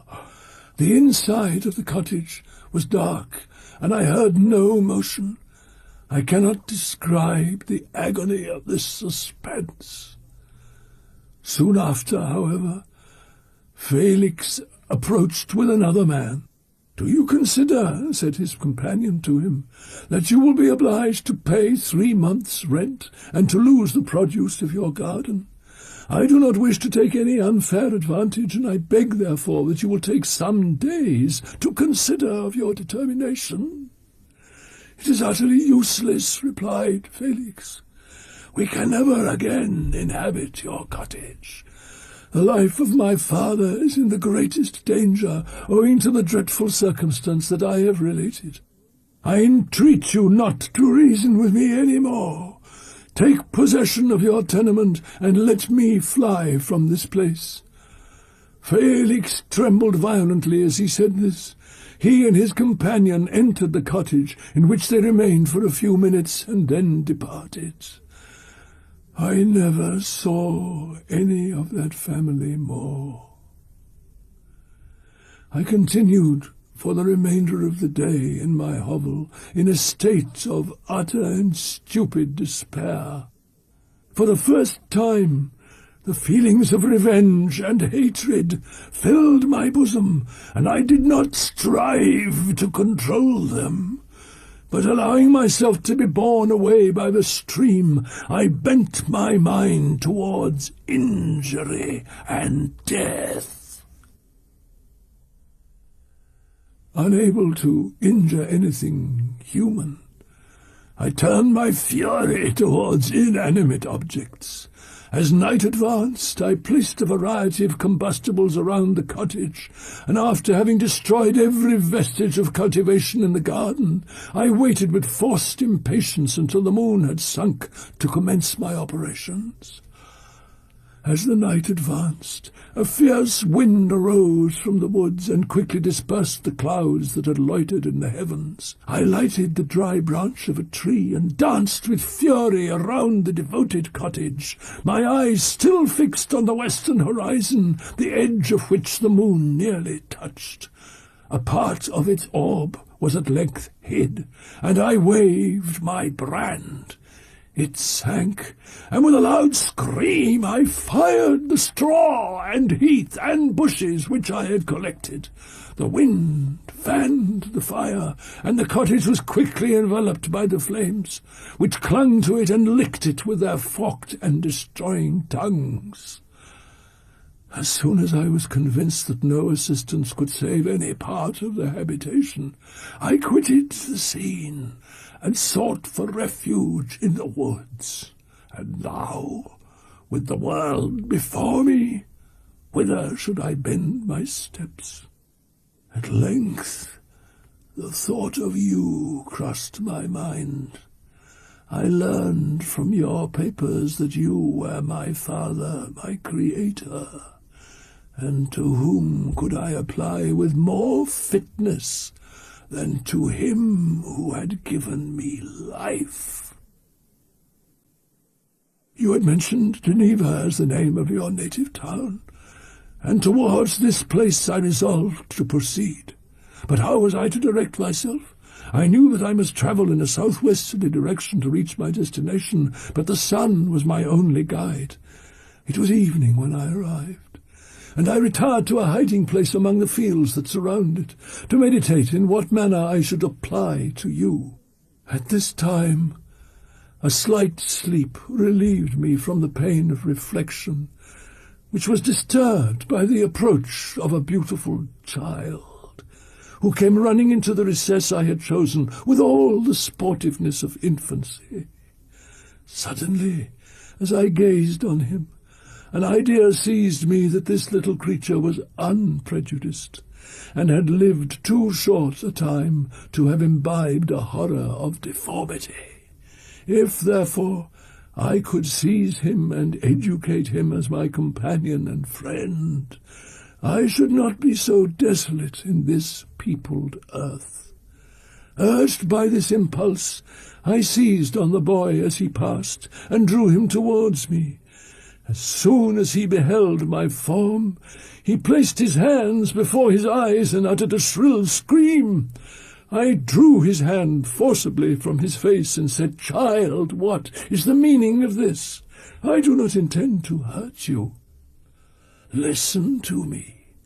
He struggled violently. "Let me go," he cried. "Monster! Ugly wretch! You wish to eat me and tear me to pieces. You are an ogre. Let me go, or I will tell my papa." "Boy, you will never see your father again. You must come with me." "Hideous monster! Let me go! My papa is a syndic. He is Mr. Frankenstein. He will punish you. You dare not keep me." "Frankenstein! You belong then to my enemy, to him towards whom I have sworn eternal revenge. You shall be my first victim." The child still struggled, and loaded me with epithets which carried despair to my heart. I grasped his throat to silence him, and in a moment he lay dead at my feet. I gazed on my victim, and my heart swelled with exultation and hellish triumph. Clapping my hands, I exclaimed, "I too can create desolation. My enemy is not invulnerable. This death will carry despair to him, and 1,000 other miseries shall torment and destroy him." As I fixed my eyes on the child, I saw something glittering on his breast. I took it. It was a portrait of a most lovely woman. In spite of my malignity, it softened and attracted me. While I was overcome by these feelings, I left the spot where I had committed the murder, and seeking a more secluded hiding place, I entered a barn which had appeared to me to be empty. A woman was sleeping on some straw. She was young, not indeed so beautiful as her whose portrait I held, but of an agreeable aspect and blooming in the loveliness of youth and health. Here, I thought, is one of those whose joy-imparting smiles are bestowed on all but me. And then I bent over her and whispered, "Awake, fairest, thy lover is near. He who would give his life but to obtain one look of affection from thine eyes, my beloved, awake." The sleeper stirred. A thrill of terror ran through me. Should she indeed awake and see me and curse me and denounce the murderer? Thus would she assuredly act if her darkened eyes opened and she beheld me. The thought was madness. It stirred the fiend within me. Not I, but she shall suffer. The murder I have committed because I am forever robbed of all that she could give me, she shall atone. The crime had its source in her. Be hers the punishment. Thanks to the lessons of Felix and the sanguinary laws of man, I had learned how to work mischief. I bent over her and placed the portrait securely in one of the folds of her dress. She moved again, and I fled. For some days I haunted the spot where these scenes had taken place. Sometimes wishing to see you, sometimes resolved to quit the world and its miseries forever. At length I wandered towards these mountains, and have ranged through their immense recesses, consumed by a burning passion which you alone can gratify. We may not part until you have promised to comply with my requisition. I am alone and miserable.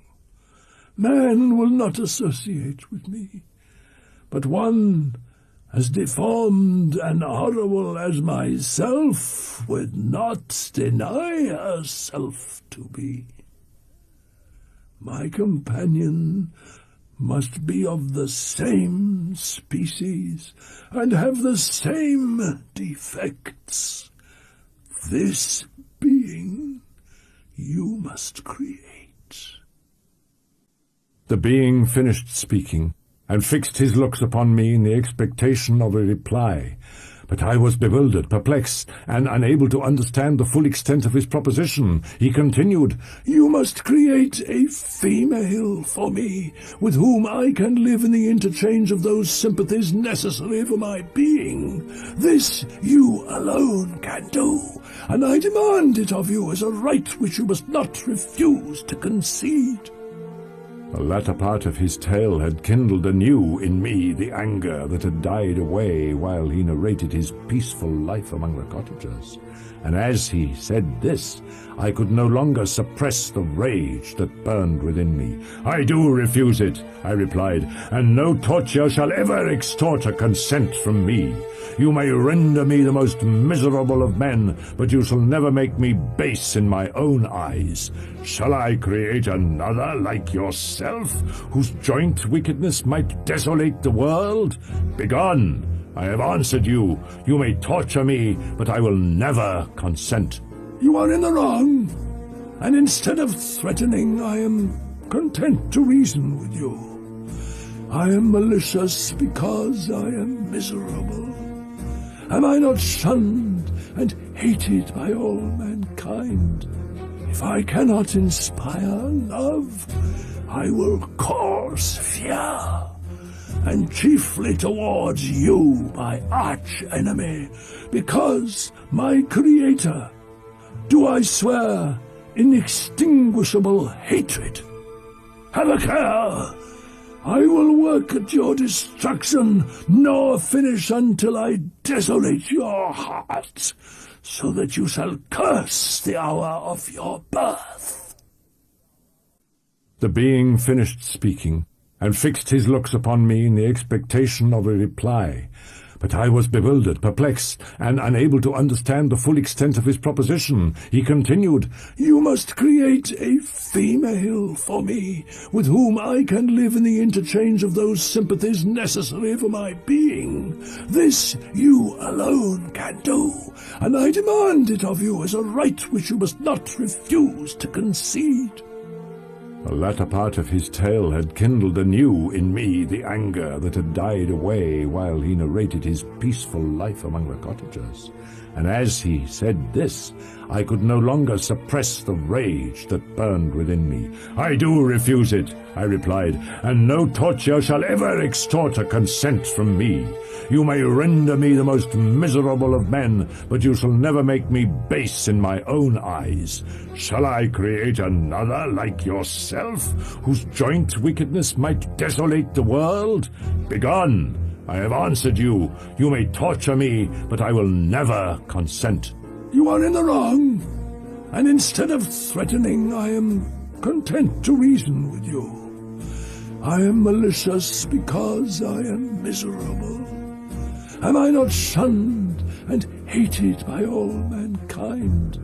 If I cannot inspire love, I will cause fear, and chiefly towards you, my arch-enemy, because, my creator, do I swear inextinguishable hatred. Have a care! I will work at your destruction, nor finish until I desolate your heart, so that you shall curse the hour of your birth. A fiendish rage animated him as he said this. His face was wrinkled into contortions too horrible for human eyes to behold. But presently he calmed himself and proceeded. What I ask of you is reasonable and moderate. I demand a creature of another sex, but as hideous as myself. The gratification is small, but it is all that I can receive, and it shall content me. It is true, we shall be monsters, cut off from all the world, but on that account we shall be more attached to one another. Our lives will not be happy, but they will be harmless and free from the misery I now feel. Oh, my Creator, make me happy. Let me feel gratitude towards you for one benefit. Let me see that I excite the sympathy of some existing thing. Do not deny me my request. I was moved. I shuddered when I thought of the possible consequences of my consent, but I felt there was some justice in his argument. His tale and the feelings he now expressed proved him to be a creature of fine sensations, and did I not, as his maker, owe him all the portion of happiness that it was in my power to bestow? He saw my change of feeling, and continued, If you consent, neither you nor any other human being shall ever see us again. I will go to the vast wilds of South America. Pitiless as you have been towards me, I now see compassion in your eyes. Let me seize the favourable moment and persuade you to promise what I so ardently desire. You propose, replied I, to fly from the habitations of man, to dwell in those wilds where the beasts of the field will be your only companions? How can you, who long for the love and sympathy of man, persevere in this exile? You will return, and again seek their kindness, and you will meet with their detestation. Your evil passions will be renewed, and you will then have a companion to aid you in the task of destruction. This may not be. Cease to argue the point, for I cannot consent. How inconstant are your feelings! But a moment ago you were moved by my representations, and why do you again harden yourself to my complaints? I swear to you, by the earth which I inhabit, and by you that made me, that with the companion you bestow I will quit the neighbourhood of man, and dwell as it may chance in the most savage of places. My evil passions will have fled, for I shall meet with sympathy. My life will flow quietly away, and in my dying moments I shall not curse my Maker. His power and threats were not omitted to my calculations. A creature who could exist in the ice caves of the glaciers and hide himself from pursuit among the ridges of inaccessible precipices was a being possessing faculties it would be vain to cope with. After a long pause of reflection, I concluded that the justice due both to him and my fellow creatures demanded of me that I should comply with his request. I consent to your demand, on your solemn oath to quit Europe forever, and every other place in the neighbourhood of man, as soon as I shall deliver into your hands a female who will accompany you in your exile. I swear, he cried, by the sun and by the blue sky of heaven, and by the fire of love that burns my heart, that if you grant my prayer, while they exist you shall never behold me again. Depart to your home and commence your labours. I shall watch their progress with unutterable anxiety, and fear not but that when you are ready, I shall appear." Saying this, he suddenly quitted me, fearful perhaps of any change in my sentiments. I saw him descend the mountain with greater speed than the flight of an eagle, and quickly lost among the undulations of the sea of ice. His tale had occupied the whole day, and the sun was upon the verge of the horizon when he departed. I knew that I ought to hasten my descent towards the valley, as I should soon be encompassed in darkness, but my heart was heavy and my steps slow. Morning dawned before I arrived at the village of Chamonix. Thus I returned home, and entering the house, presented myself to the family. I felt as if I were placed under a ban, as if I had no right to claim their sympathies, as if never more might I enjoy companionship with them.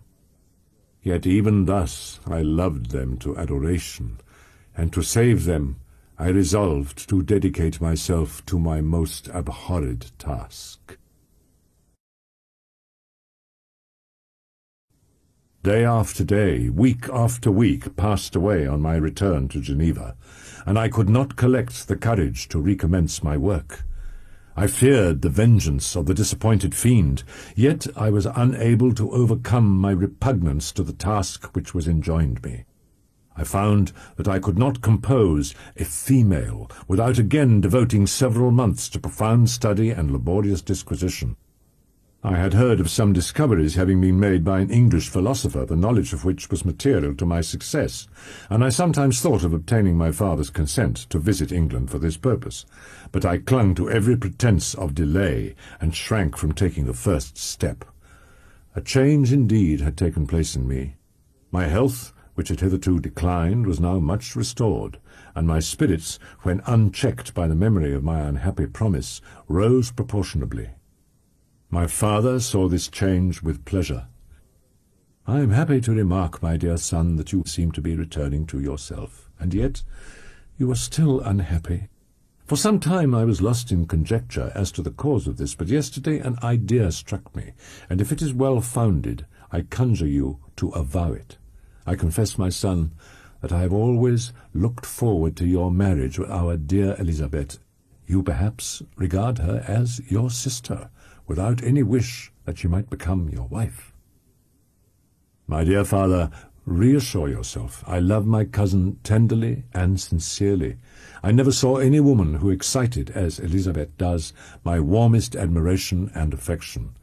My future hopes and prospects are entirely bound up in the expectation of our union. The expression of your sentiments, my dear Victor, gives me more pleasure than I have for some time experienced. Tell me, therefore, whether you object to an immediate solemnization of the marriage." I listened to my father in silence, and remained for some time incapable of offering any reply.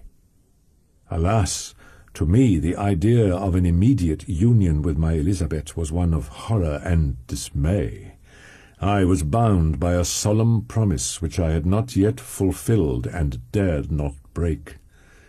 I must perform my engagement, and let the monster depart with his mate, before I allowed myself to enjoy the delight of a union from which I expected peace. These feelings dictated my answer to my father. I expressed a wish to visit England, but concealing the true reasons of this request, while I urged my desire with an earnestness that easily induced my father to comply.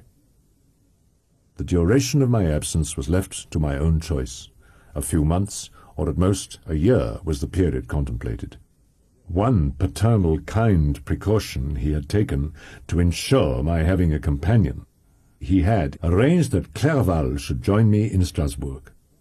This interfered with the solitude I coveted for the prosecution of my task, yet I rejoiced that thus I should be saved many hours of lonely, maddening reflection. Nay, Henri might stand between me and the intrusion of my foe. To England, therefore, I was bound, and it was understood that my union with Elizabeth should take place immediately on my return. It was in the latter end of September that I again quitted my native country. I threw myself into the carriage that was to convey me away, hardly knowing whither I was going, and careless of what was passing around. I remembered only, and it was with a bitter anguish that I reflected on it, to order that my chemical instruments should be packed to go with me. I arrived at Strasbourg, where I waited 2 days for Clerval. He came. Alas, how great was the contrast between us!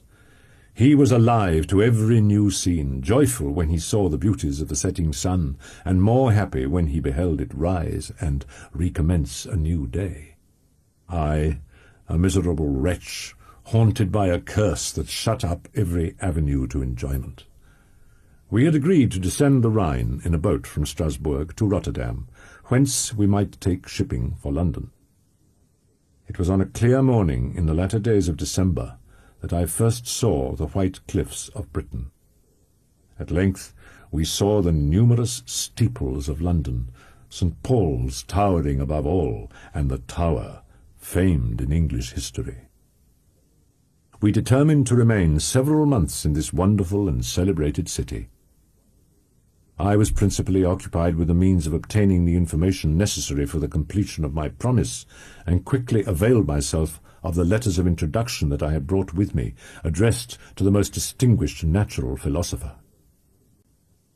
But I was in no mood to laugh and talk with strangers, or enter into their feelings or plans with the good humour expected from a guest, and accordingly I told Clerval that I wished to make a tour of Scotland alone. "Do you," said I, "enjoy yourself, and let this be our rendezvous. I may be absent a month or two, and when I return, I hope it will be with a lighter heart, more congenial to your own temper." Having parted from my friend, I determined to visit some remote spot of Scotland and finish my work in solitude.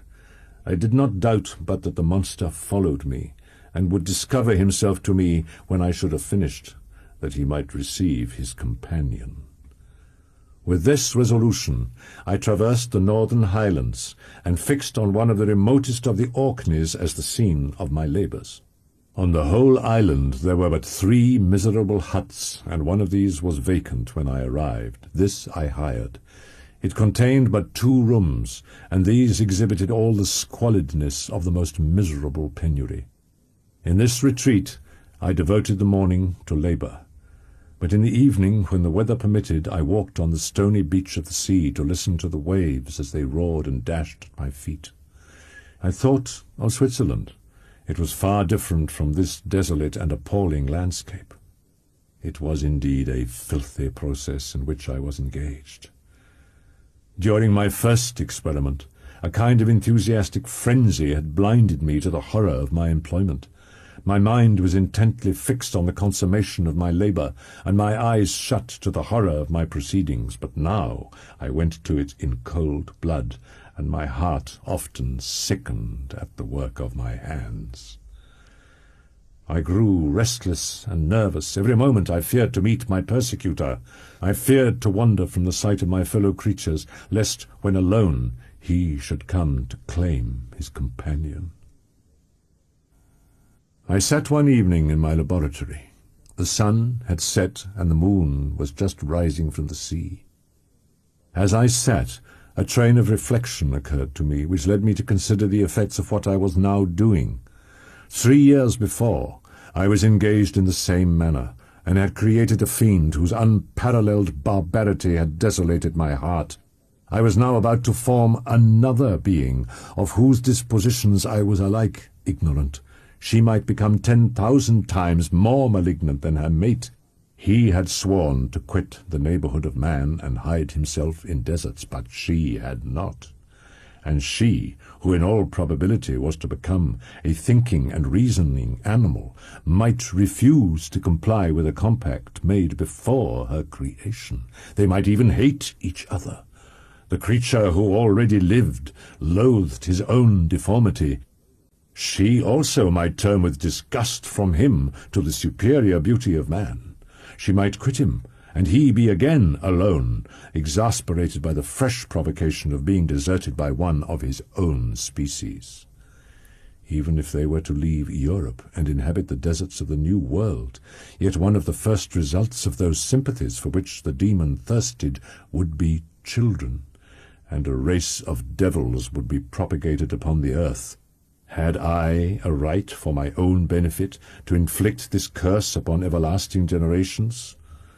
I had before been moved by the sophisms of the being I had created. I had been struck senseless by his fiendish threats, but now, for the first time, the wickedness of my promise burst upon me. I shuddered to think that future ages might curse me as their pest, whose selfishness had not hesitated to buy its own peace, at the price, perhaps, of the existence of the whole human race.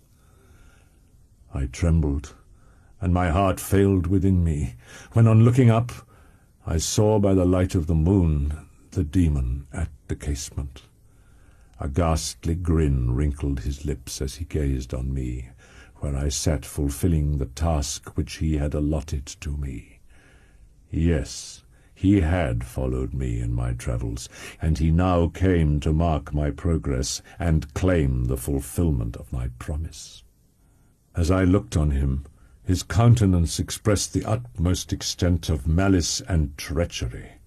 I thought with a sensation of madness on my promise of creating another like to him, and trembling with passion, tore to pieces the thing on which I was engaged. The wretch saw me destroy the creature on whose future existence he depended for happiness, and with a howl of devilish despair and revenge withdrew. Presently I heard the sound of footsteps along the passage. The door opened, and the wretch whom I dreaded appeared. Shutting the door, he approached me, and said in a smothered voice, "You have destroyed the work which you began. What is it that you intend? Do you dare to break your promise? I have endured toil and misery. I left Switzerland with you. I crept along the shores of the Rhine. I've dwelt many months in the heaths of England and among the deserts of Scotland. I have endured incalculable fatigue and cold and hunger. Do you dare destroy my hopes?" "Begone! I do break my promise. Never will I create another like yourself, equal in deformity and wickedness." "Slave! Before I reasoned with you, but you have proved yourself unworthy of my condescension. Remember that I have power. You believe yourself miserable, but I can make you so wretched that the light of day will be hateful to you. You are my creator, but I am your master. Obey!" "Your threats cannot move me to do an act of wickedness, but they confirm me in a determination of not creating you a companion in vice. Shall I, in cool blood, set loose upon the earth a demon whose delight is in death and wretchedness? Begone! I am firm, and your words will only exasperate my rage." The monster saw my determination in my face. "Shall each man find a wife for his bosom, and each beast have his mate, and I be alone? Are you to be happy while I grovel in the intensity of my wretchedness? You can blast my other passions, but revenge remains. Revenge, henceforth dearer than light or food. I may die, but first you, my tyrant and tormentor, shall curse the sun that gazes on your misery. Beware, for I am fearless and therefore powerful." "Devil, cease, and do not poison the air with these sounds of malice. I have declared my resolution to you, and I am no coward to bend beneath words. Leave me. I am inexorable." "It is well. I go, But remember, I shall be with you on your wedding night." I started forward and exclaimed, "Villain! Before you sign my death warrant, be sure that you are yourself safe." I would have seized him, but he eluded me and quitted the house with precipitation.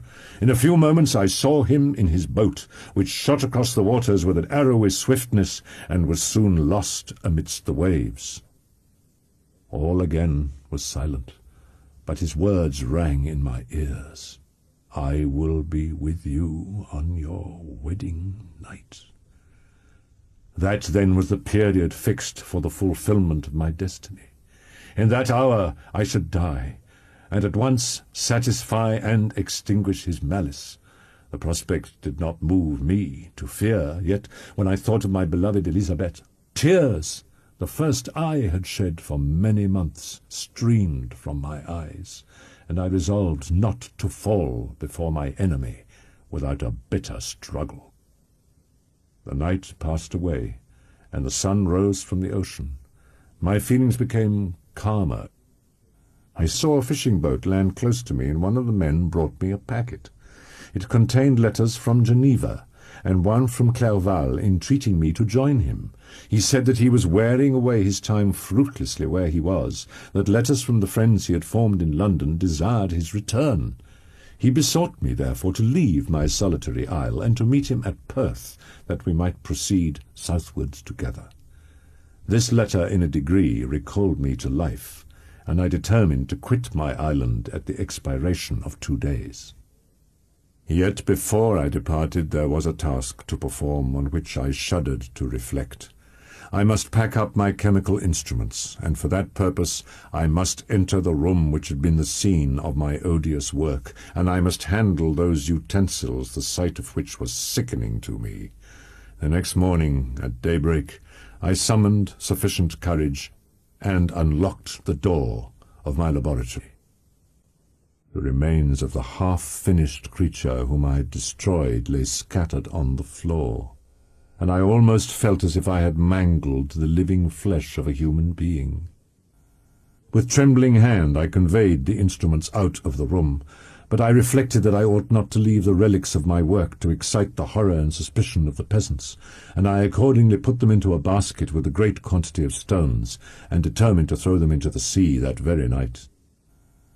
Between 2 and 3 in the morning the moon rose, and I then, putting my basket aboard a little skiff, sailed out about 4 miles from the shore.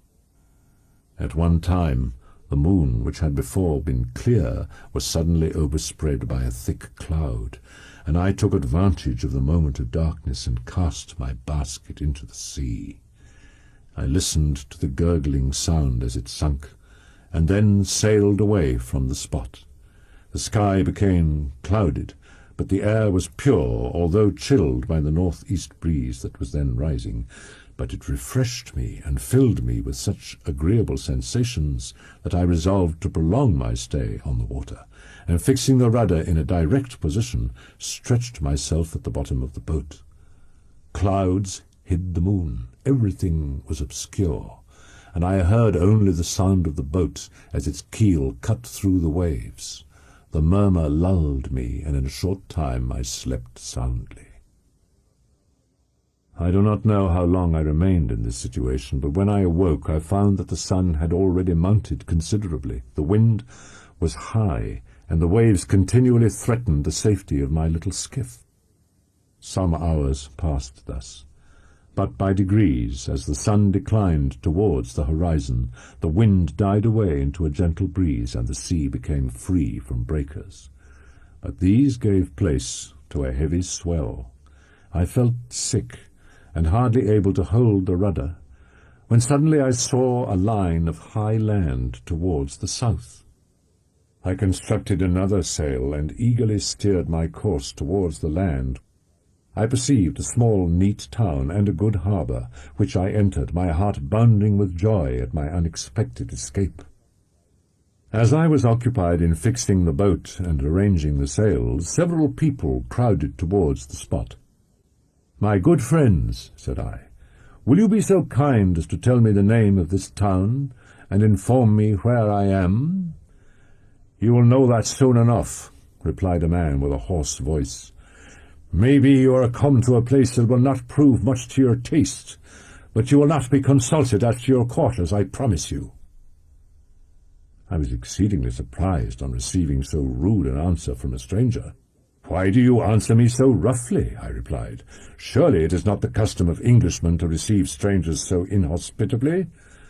"I do not know," said the man, "what the custom of the English may be, but it is the custom of the Irish to hate villains." I then moved forward, and a murmuring sound arose from the crowd as they followed and surrounded me, when an ill-looking man approaching tapped me on the shoulder and said, "Come, sir, you must follow me to Mr. Kerwin's to give an account of yourself." "Who is Mr. Kerwin? Why am I to give an account of myself? Is not this a free country?" "Aye, sir, free enough for honest folks. Mr. Kerwin is a magistrate, and you are to give an account of the death of a gentleman who was found murdered here last night." This answer startled me, but I presently recovered myself. I was innocent. That could easily be proved. Accordingly, I followed my conductor in silence, and was led to one of the best houses in the town. I was soon introduced into the presence of the magistrate, an old, benevolent man with calm and mild manners. He looked upon me, however, with some degree of severity, and then he asked who appeared as witnesses on this occasion.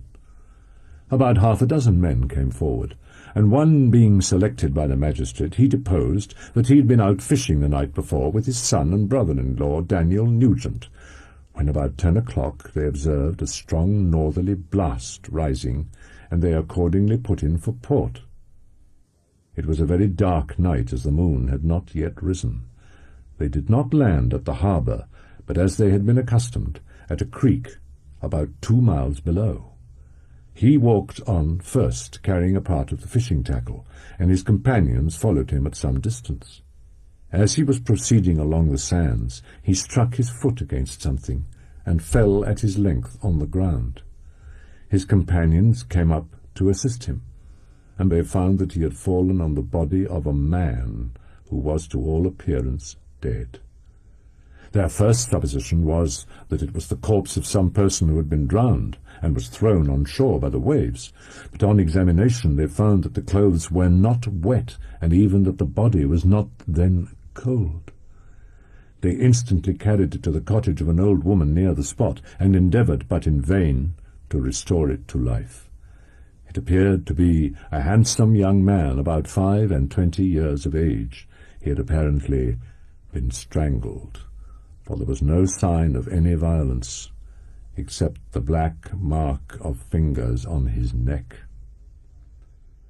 The first part of his deposition did not in the least interest me, but when the mark of the fingers was mentioned, I remembered the murder of my brother, and felt myself extremely agitated. My limbs trembled, and a mist came over my eyes, which obliged me to lean on a chair for support. The magistrate observed me with a keen eye, and of course drew an unfavourable augury from my manner.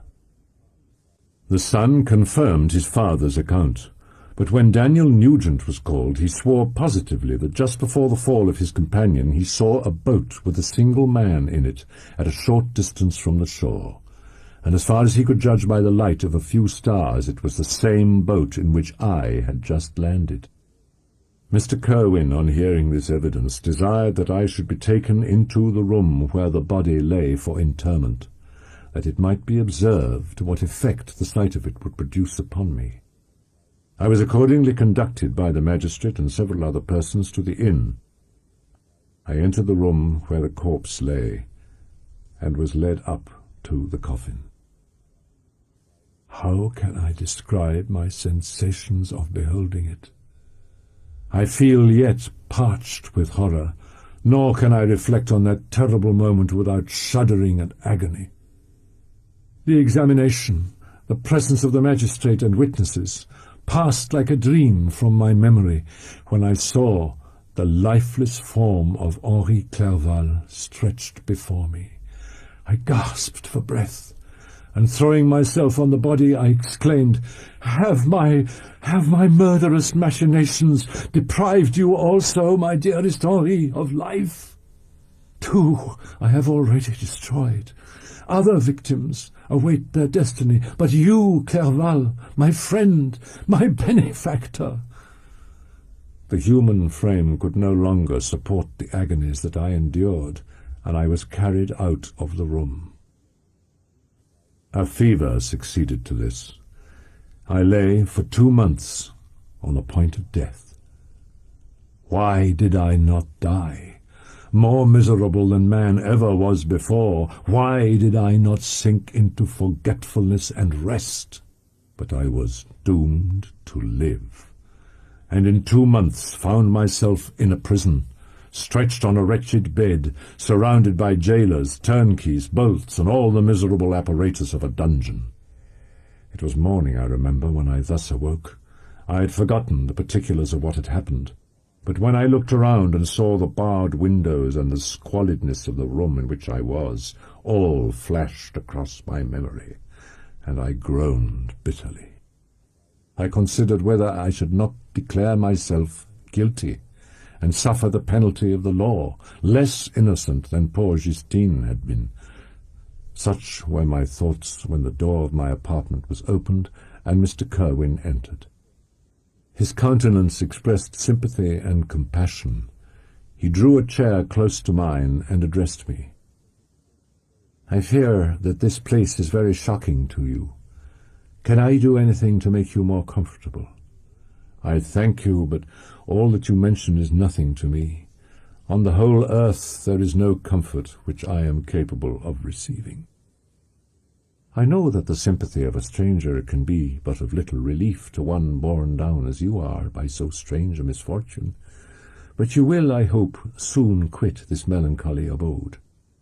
Immediately upon your being taken ill, all the papers that were on your person were brought me, and I examined them that I might discover some trace by which I could send to your relations an account of your misfortune and illness. I found several letters, and among others one which I discovered from its commencement to be from your father. I instantly wrote to Geneva. Nearly 2 months have elapsed since the departure of my letter. But you are ill. Even now you tremble. You are unfit for agitation of any kind. This suspense is 1,000 times worse than the most horrible event. Tell me what new scene of death has been acted, and whose I am now to lament." "Your family is perfectly well," said Mr. Kerwin with gentleness, "and your father is come to visit you." "My father!" cried I, while every feature and every muscle was relaxed from anguish to pleasure. "Is my father indeed come? How kind! How very kind! But where is he? Why does he not hasten to me?" The magistrate rose and quitted the room. In a moment my father entered it. Nothing at this moment could have given me greater pleasure than the arrival of my father. I stretched out my hand to him and cried, "Are you then safe, and Elizabeth, and Ernest?" My father calmed me with assurances of their welfare. "What a place is this that you inhabit, my son?" said he, looking mournfully at the barred windows and wretched appearance of the room. "You travelled to seek happiness, but a fatality seems to pursue you.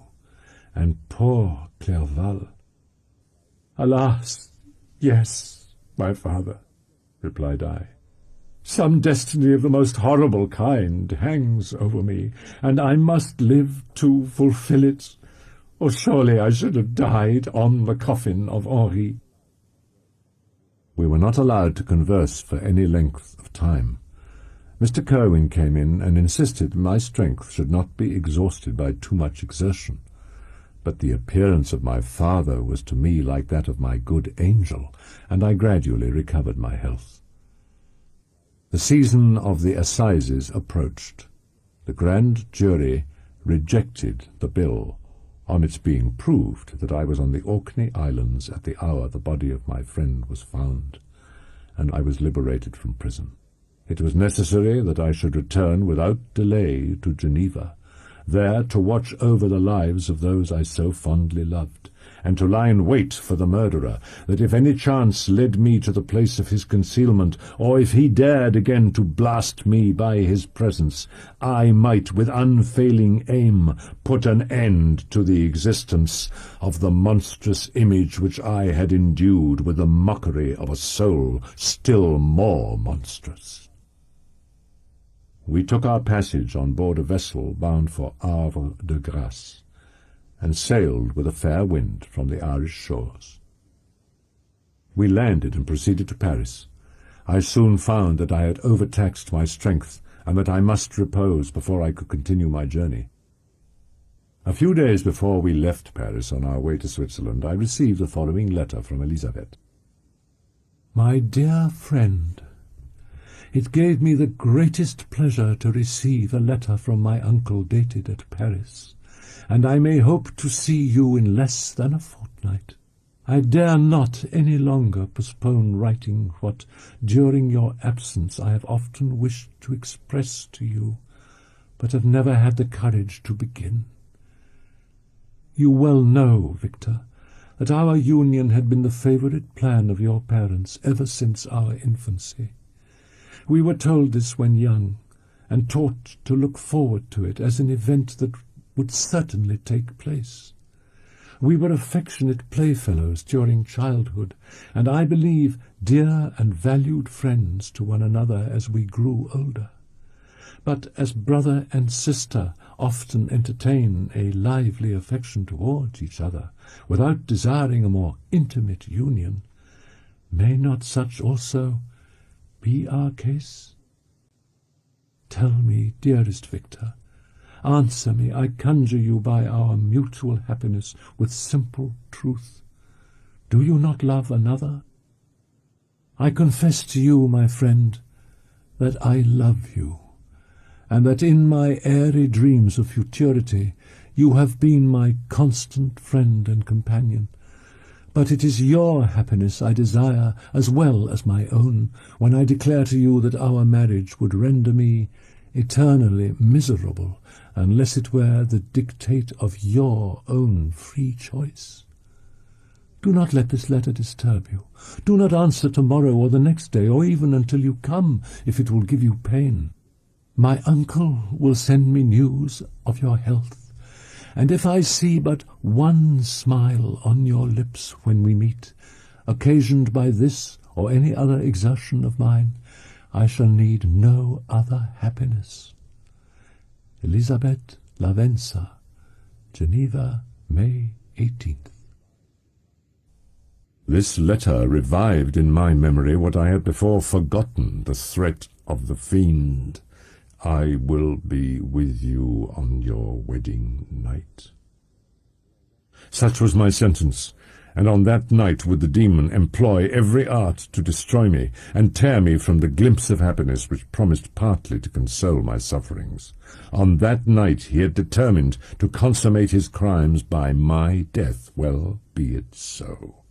A deadly struggle would then assuredly take place, in which, if he were victorious, I should be at peace, and his power over me be at an end. If he were vanquished, I should be a free man.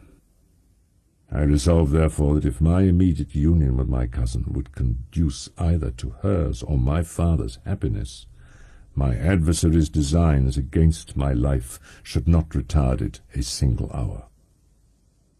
In this state of mind, I wrote to Elizabeth.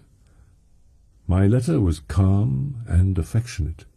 Chase away your idle fears. To you alone do I consecrate my life and my endeavours for contentment. I have one secret, Elizabeth, a dreadful one. When revealed to you, it will chill your frame with horror, and then, far from being surprised at my misery, you will only wonder that I survive what I have endured. I will confide this tale of misery and terror to you the day after our marriage shall take place, for, my sweet cousin, there must be perfect confidence between us. But until then, I conjure you, do not mention or allude to it. In about a week after the arrival of Elizabeth's letter, we returned to Geneva. The sweet girl welcomed me with warm affection, yet tears were in her eyes as she beheld my emaciated frame and feverish cheeks. I saw a change in her also. She was thinner, but her gentleness and soft looks of compassion made her a more fit companion for one blasted and miserable as I was. Soon after my arrival, my father spoke of my immediate marriage with Elizabeth. I remained silent. "Have you then some other attachment?" "None on earth. But to me the remembrance of the threat returned, nor can you wonder that, omnipotent as the fiend had yet been in his deeds of blood, I should almost regard him as invincible, and that when he had pronounced the words, 'I shall be with you on your wedding night,' I should regard the threatened fate as unavoidable. But death was no evil to me, and I therefore agreed with my father that if my cousin would consent, the ceremony should take place in 10 days, and thus put, as I imagined, the seal to my fate. Great God! If for one instant I had thought what might be the hellish intention of my fiendish adversary, I would rather have banished myself forever from my native country and wandered a friendless outcast over the earth than have consented to this miserable marriage. But, as if possessed of magic powers, the monster had blinded me to his real intentions, and when I thought that I had prepared only my own death, I hastened that of a far dearer victim. Preparations were made for the event, congratulatory visits were received, and all wore a smiling appearance. I shut up in my own heart the anxiety that preyed there, and entered with seeming earnestness into the plans of my father, although they might only serve as the decorations of my tragedy. Through my father's exertions, a part of the inheritance of Elizabeth had been restored to her by the Austrian government. A small possession on the shores of Como belonged to her. It was agreed that immediately after our union we should proceed to Villa Lavenza and spend our first days of happiness beside the beautiful lake near which it stood. Indeed, as the period approached, the threat appeared more as a delusion, not to be regarded as worthy to disturb my peace, while the happiness I hoped for in my marriage wore a greater appearance of certainty, as the day fixed for its solemnization drew nearer, and I heard it continually spoken of as an occurrence which no accident could possibly prevent. Elizabeth seemed happy, but on the day that was to fulfill my wishes and my destiny, she was melancholy, and a presentiment of evil pervaded her, and perhaps also she thought of the dreadful secret which I had promised to reveal to her on the following day. After the ceremony was performed, a large party assembled at my father's, but it was agreed that Elizabeth and I should commence our journey by water, sleeping that night at Evian and continuing our voyage on the following day. The day was fair, the wind favourable, all smiled on our nuptial embarkation. Those were the last moments of my life during which I enjoyed the feeling of happiness. We passed rapidly along. The sun was hot, but we were sheltered from its rays by a kind of canopy, while we enjoyed the beauty of the scene, sometimes on one side of the lake where we saw Mont Salève, the pleasant banks of Montalegre, and at a distance surmounting all the beautiful Mont Blanc. I took the hand of Elizabeth. "You are sorrowful, my love. Ah, if you knew what I have suffered and what I may yet endure, you would endeavour to let me taste the quiet and freedom from despair that this one day at least permits me to enjoy." "Be happy, my dear Victor," replied Elizabeth. "There is, I hope, nothing to distress you. And be assured that if a lively joy is not painted in my face, my heart is contented. Something whispers to me not to depend too much on the prospect that is opened before us, but I will not listen to such a sinister voice." It was 8 o'clock when we landed. We walked for a short time on the shore, and then retired to the inn. I had been calm during the day, But so soon as night obscured the shapes of objects, 1,000 fears arose in my mind. I was anxious and watchful, while my right hand grasped a pistol which was hidden in my bosom. Every sound terrified me, but I resolved that I would sell my life dearly and not shrink from the conflict until my own life or that of my adversary was extinguished. Elizabeth observed my agitation for some time in timid and fearful silence, but there was something in my glance which communicated terror to her, and trembling, she asked, "What is it that agitates you, my dear Victor? What is it you hear?" "Oh, peace, peace, my love," replied I. "This night, and all will be safe. But this night is dreadful, very dreadful." I passed an hour in this state of mind, when suddenly I reflected how fearful the combat which I momentarily expected would be to my wife, and I earnestly entreated her to retire, resolving not to join her until I had obtained some knowledge as to the situation of my enemy. She left me, and I continued some time walking up and down the passages of the house, and inspecting every corner that might afford a retreat to my adversary, but I discovered no trace of him, and was beginning to conjecture that some fortunate chance had intervened to prevent the execution of his menaces, when suddenly I heard a shrill and dreadful scream. It came from the room into which Elizabeth had retired. The scream was repeated, and I rushed into the room. Great God, why did I not then expire? Why am I here to relate the destruction of the purest creature of earth? She was there, lifeless and inanimate, thrown across the bed, her head hanging down and her pale and distorted features half covered by her hair. I fell senseless on the ground. When I recovered, I found myself surrounded by the people of the inn. Their countenances expressed a breathless terror. I escaped from them to the room where lay the body of Elizabeth. She had been moved from the posture in which I had first beheld her. I might have supposed her asleep. I rushed towards her and embraced her with ardor, but the deadly languor and coldness of the limbs told me that what I now held in my arms had ceased to be the Elizabeth whom I had loved and cherished. The murderous mark of the fiend's grasp was on her neck, and the breath had ceased to issue from her lips. While I still hung over her in the agony of despair, I happened to look up. The shutters had been thrown back, and with a sensation of horror not to be described, I saw at the open window a figure the most hideous and abhorred. A grin was on the face of the monster. He seemed to jeer, as with his fiendish finger he pointed towards the corpse of my wife. I rushed towards the window, and drawing a pistol from my bosom, fired, but he eluded me, leaped from his station, and running with the swiftness of lightning, plunged into the lake. The report of the pistol brought a crowd into the room. I pointed to the spot where he had disappeared, and we followed the track with boats. Nets were cast, but in vain. After passing several hours, we returned hopeless, most of my companions believing it to have been a form conjured up by my fancy.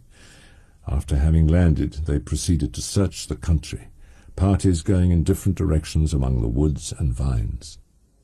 I was bewildered in a cloud of wonder and horror. The death of William, the execution of Justine, the murder of Clerval, and lastly of my wife. Even at that moment I knew not that my only remaining friends were safe from the malignity of the fiend. My father even now might be writhing under his grasp, and Ernest might be dead at his feet. This idea made me shudder and recalled me to action. I resolved to return to Geneva with all possible speed. I arrived at Geneva. My father and Ernest yet lived, but the former sunk under the tidings that I bore. He could not live under the horrors that were accumulated around him. The springs of existence suddenly gave way. He was unable to rise from his bed, and in a few days he died in my arms. What then became of me? As the memory of past misfortunes pressed upon me, I began to reflect on their cause, the monster whom I had created. I was possessed by a maddening rage when I thought of him, and desired and ardently prayed that I might have him within my grasp to wreak a great and signal revenge on his cursed head. My first resolution was to quit Geneva forever. I wandered many hours round the confines of the town, uncertain what path I should pursue. As night approached, I found myself at the entrance of the cemetery where William, Elizabeth, and my father reposed. I entered it, and approached the tomb which marked their graves. I knelt on the grass and kissed the earth, and with quivering lips exclaimed, "By the sacred earth on which I kneel, by the shades that wander near me, by the deep and eternal grief that I feel, I swear, and by thee, O night, and the spirits that preside over thee, to pursue the demon who caused this misery until he or I shall perish in mortal conflict." I was answered through the stillness of night by a loud and fiendish laugh. The laughter died away, when a well-known and abhorred voice, apparently close to my ear, addressed me in an audible whisper. "I am satisfied. Miserable wretch, you have determined to live, and I am satisfied." I darted towards the spot from which the sound proceeded, but the devil eluded my grasp. I pursued him, and for many months this has been my task. Guided by a slight clue, I followed the windings of the Rhone, but vainly. Amidst the wilds of Tartary and Russia, although he still evaded me, I have ever followed in his track. My life, as it passed thus, was indeed hateful to me, and it was during sleep alone that I could taste joy. As I still pursued my journey to the northward, the snows thickened, and the cold increased in a degree almost too severe to support. Calling on heaven to support me, I continued with unabated fervour to traverse immense deserts until the ocean appeared at a distance. Oh, how unlike it was to the blue seasons of the south! Covered with ice, it was only to be distinguished from land by its superior wildness and ruggedness. I pressed on, and in 2 days arrived at a wretched hamlet on the seashore. I inquired of the inhabitants concerning the fiend, and gained accurate information. A gigantic monster, they said, had carried off their store of winter food, and placing it in a sledge, to draw which he had seized on a numerous drove of trained dogs, had pursued his journey across the sea in a direction that led to no land, and they conjectured that he must speedily be destroyed by the breaking of the ice, or frozen by the eternal frosts. After a slight repose, I prepared for my journey. I exchanged my land sledge for one fashioned for the inequalities of the frozen ocean, and purchasing a plentiful stock of provisions, I departed from land. I cannot guess how many days have passed since then, but by the quantity of provision which I had consumed, I should guess that I had passed 3 weeks in this journey.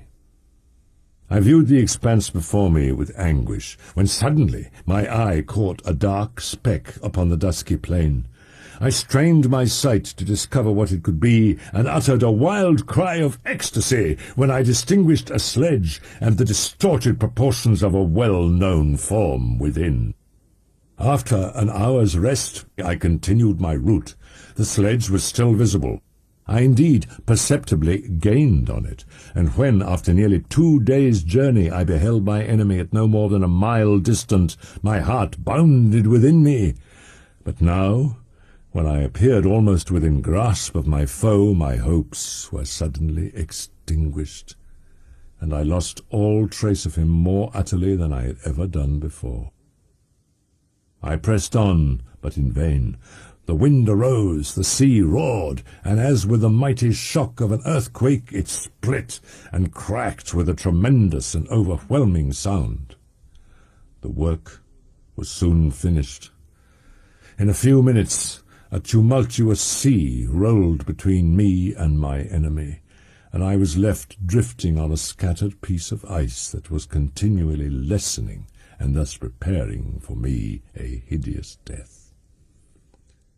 In this manner many appalling hours passed, and I was about to sink under the accumulation of distress when I saw your vessel riding at anchor. I had no conception that vessels ever came so far north, and I was astounded at the sight. I had determined, if you were going southwards, still to trust myself to the mercy of the seas rather than abandon my purpose. Oh, when will my guiding spirit, in conducting me to the demon, allow me the rest I so much desire? Or must I die, and he yet live? If I do, swear to me, Walton, that he shall not escape, that you will seek him and satisfy my vengeance in his death. He is eloquent and persuasive, and once his words had even power over my heart, but trust him not. His soul is as hellish as his form, full of treachery and fiend-like malice. Hear him not. Call on the manes of William, Justine, Clerval, Elizabeth, my father, and of the wretched Victor, and thrust your sword into his heart. I will hover near and direct the steel aright. August 26th. You have read this strange and terrific story, Margaret, and do you not feel your blood congeal with horror, like that which even now curdles mine? Sometimes I endeavoured to gain from Frankenstein the particulars of his creature's formation, but on this point he was impenetrable. Thus has a week passed away, while I have listened to the strangest tale that ever imagination formed. September 2nd. My beloved sister, I am surrounded by mountains of ice which admit of no escape, and threaten every moment to crush my vessel. The brave fellows whom I have persuaded to be my companions look towards me for aid, but I have none to bestow.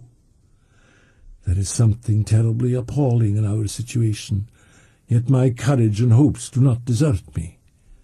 Yet it is terrible to reflect that the lives of all these men are endangered through me. If we are lost, my mad schemes are the cause. September the 9th, the ice cracked behind us and was driven with force towards the north. A breeze sprung from the west, and on the 11th the passage towards the south became perfectly free. When the sailors saw this, and that their return to their native country was apparently assured, a shout of tumultuous joy broke from them, loud and long continued. Frankenstein, who was dozing, awoke and asked the cause of the tumult. "They shout," I said, "because they will soon return to England." "Do you then really return?" "Alas, yes. I cannot lead them unwillingly to danger, and I must return." "Do so if you will, but I will not. You may give up your purpose, but mine is assigned to me by heaven, and I dare not." Saying this, he endeavoured to spring from the bed, but the exertion was too great for him. He fell back and fainted. The surgeon gave him a composing draught and ordered us to leave him undisturbed. In the meantime, he told me that my friend had certainly not many hours to live. About half an hour afterwards he attempted again to speak, but was unable. He pressed my hand feebly, and his eyes closed forever, while the irradiation of a gentle smile passed away from his lips. I am interrupted. What do these sounds portend? It is midnight. The breeze blows fairly, and the watch on deck scarcely stir. Again there is a sound as of a human voice, but hoarser.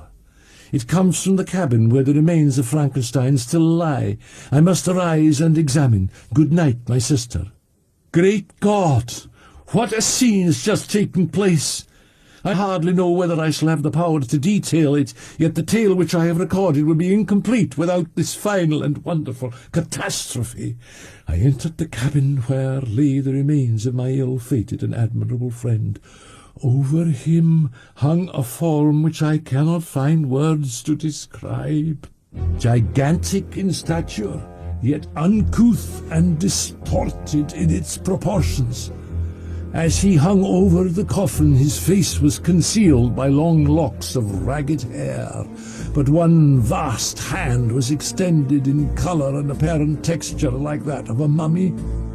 As he heard the sound of my approach, he ceased to utter exclamations of grief and horror, and sprung towards the window. Never did I behold a vision so horrible as his face, of such loathsome yet appalling hideousness. I shut my eyes involuntarily and endeavoured to recollect what were my duties with regard to this destroyer. I called on him to stay. He paused, looking on me with wonder, and again, turning towards the lifeless form of his creator, he seemed to forget my presence. "That is also my victim," he exclaimed. "In his murder, my crimes are consummated. The miserable series of my being is wound to its close. Oh, Frankenstein, generous and self-devoted being, what does it avail that I now ask thee to pardon me? I, who irretrievably destroyed thee by destroying all thou lovedst. Alas, he is cold, he cannot answer me." His voice seemed suffocated, and my first impulses, which had suggested to me the duty of obeying the dying request of my friend in destroying his enemy, were now suspended by a mixture of curiosity and compassion. I approached this tremendous being. And when wrenched by misery to vice and hatred, it did not endure the violence of the change without torture such as you cannot even imagine. "Wretch," said I, "it is well that you come here to whine over the desolation that you have made. You threw a torch into a pile of buildings, and when they are consumed, you sit among the ruins and lament the fall. Hypocritical fiend! If he whom you mourn still lived, still would he be the object, again would he become the prey of your accursed vengeance. It is not pity that you feel. You lament only because the victim of your malignity is withdrawn from your power." "Oh, no, it is not thus. Not thus. You hate me, but your abhorrence cannot equal that with which I regard myself. Fear not that I shall be the instrument of future mischief. My work is nearly complete. Neither yours nor any man's death is needed to consummate the series of my being and accomplish that which must be done. But it requires my own. I shall collect my funeral pile and consume to ashes this miserable frame, that its remains may afford no light to any curious and unhallowed wretch who would create such another as I have been. I shall die. He is dead who called me into being, and when I shall be no more, the very remembrance of us both will speedily vanish. Farewell, I leave you, and in you the last of humankind whom these eyes will ever behold. Farewell, Frankenstein. Blasted as thou wert, my agony was still superior to thine, for the bitter sting of remorse will not cease to rankle in my wounds until death shall close them forever. But soon, he cried with sad and solemn enthusiasm, I shall die, and what I now feel be no longer felt. Soon these burning miseries will be extinct. I shall ascend my funeral pile triumphantly and exult in the agony of the torturing flames. The light of that conflagration will fade away.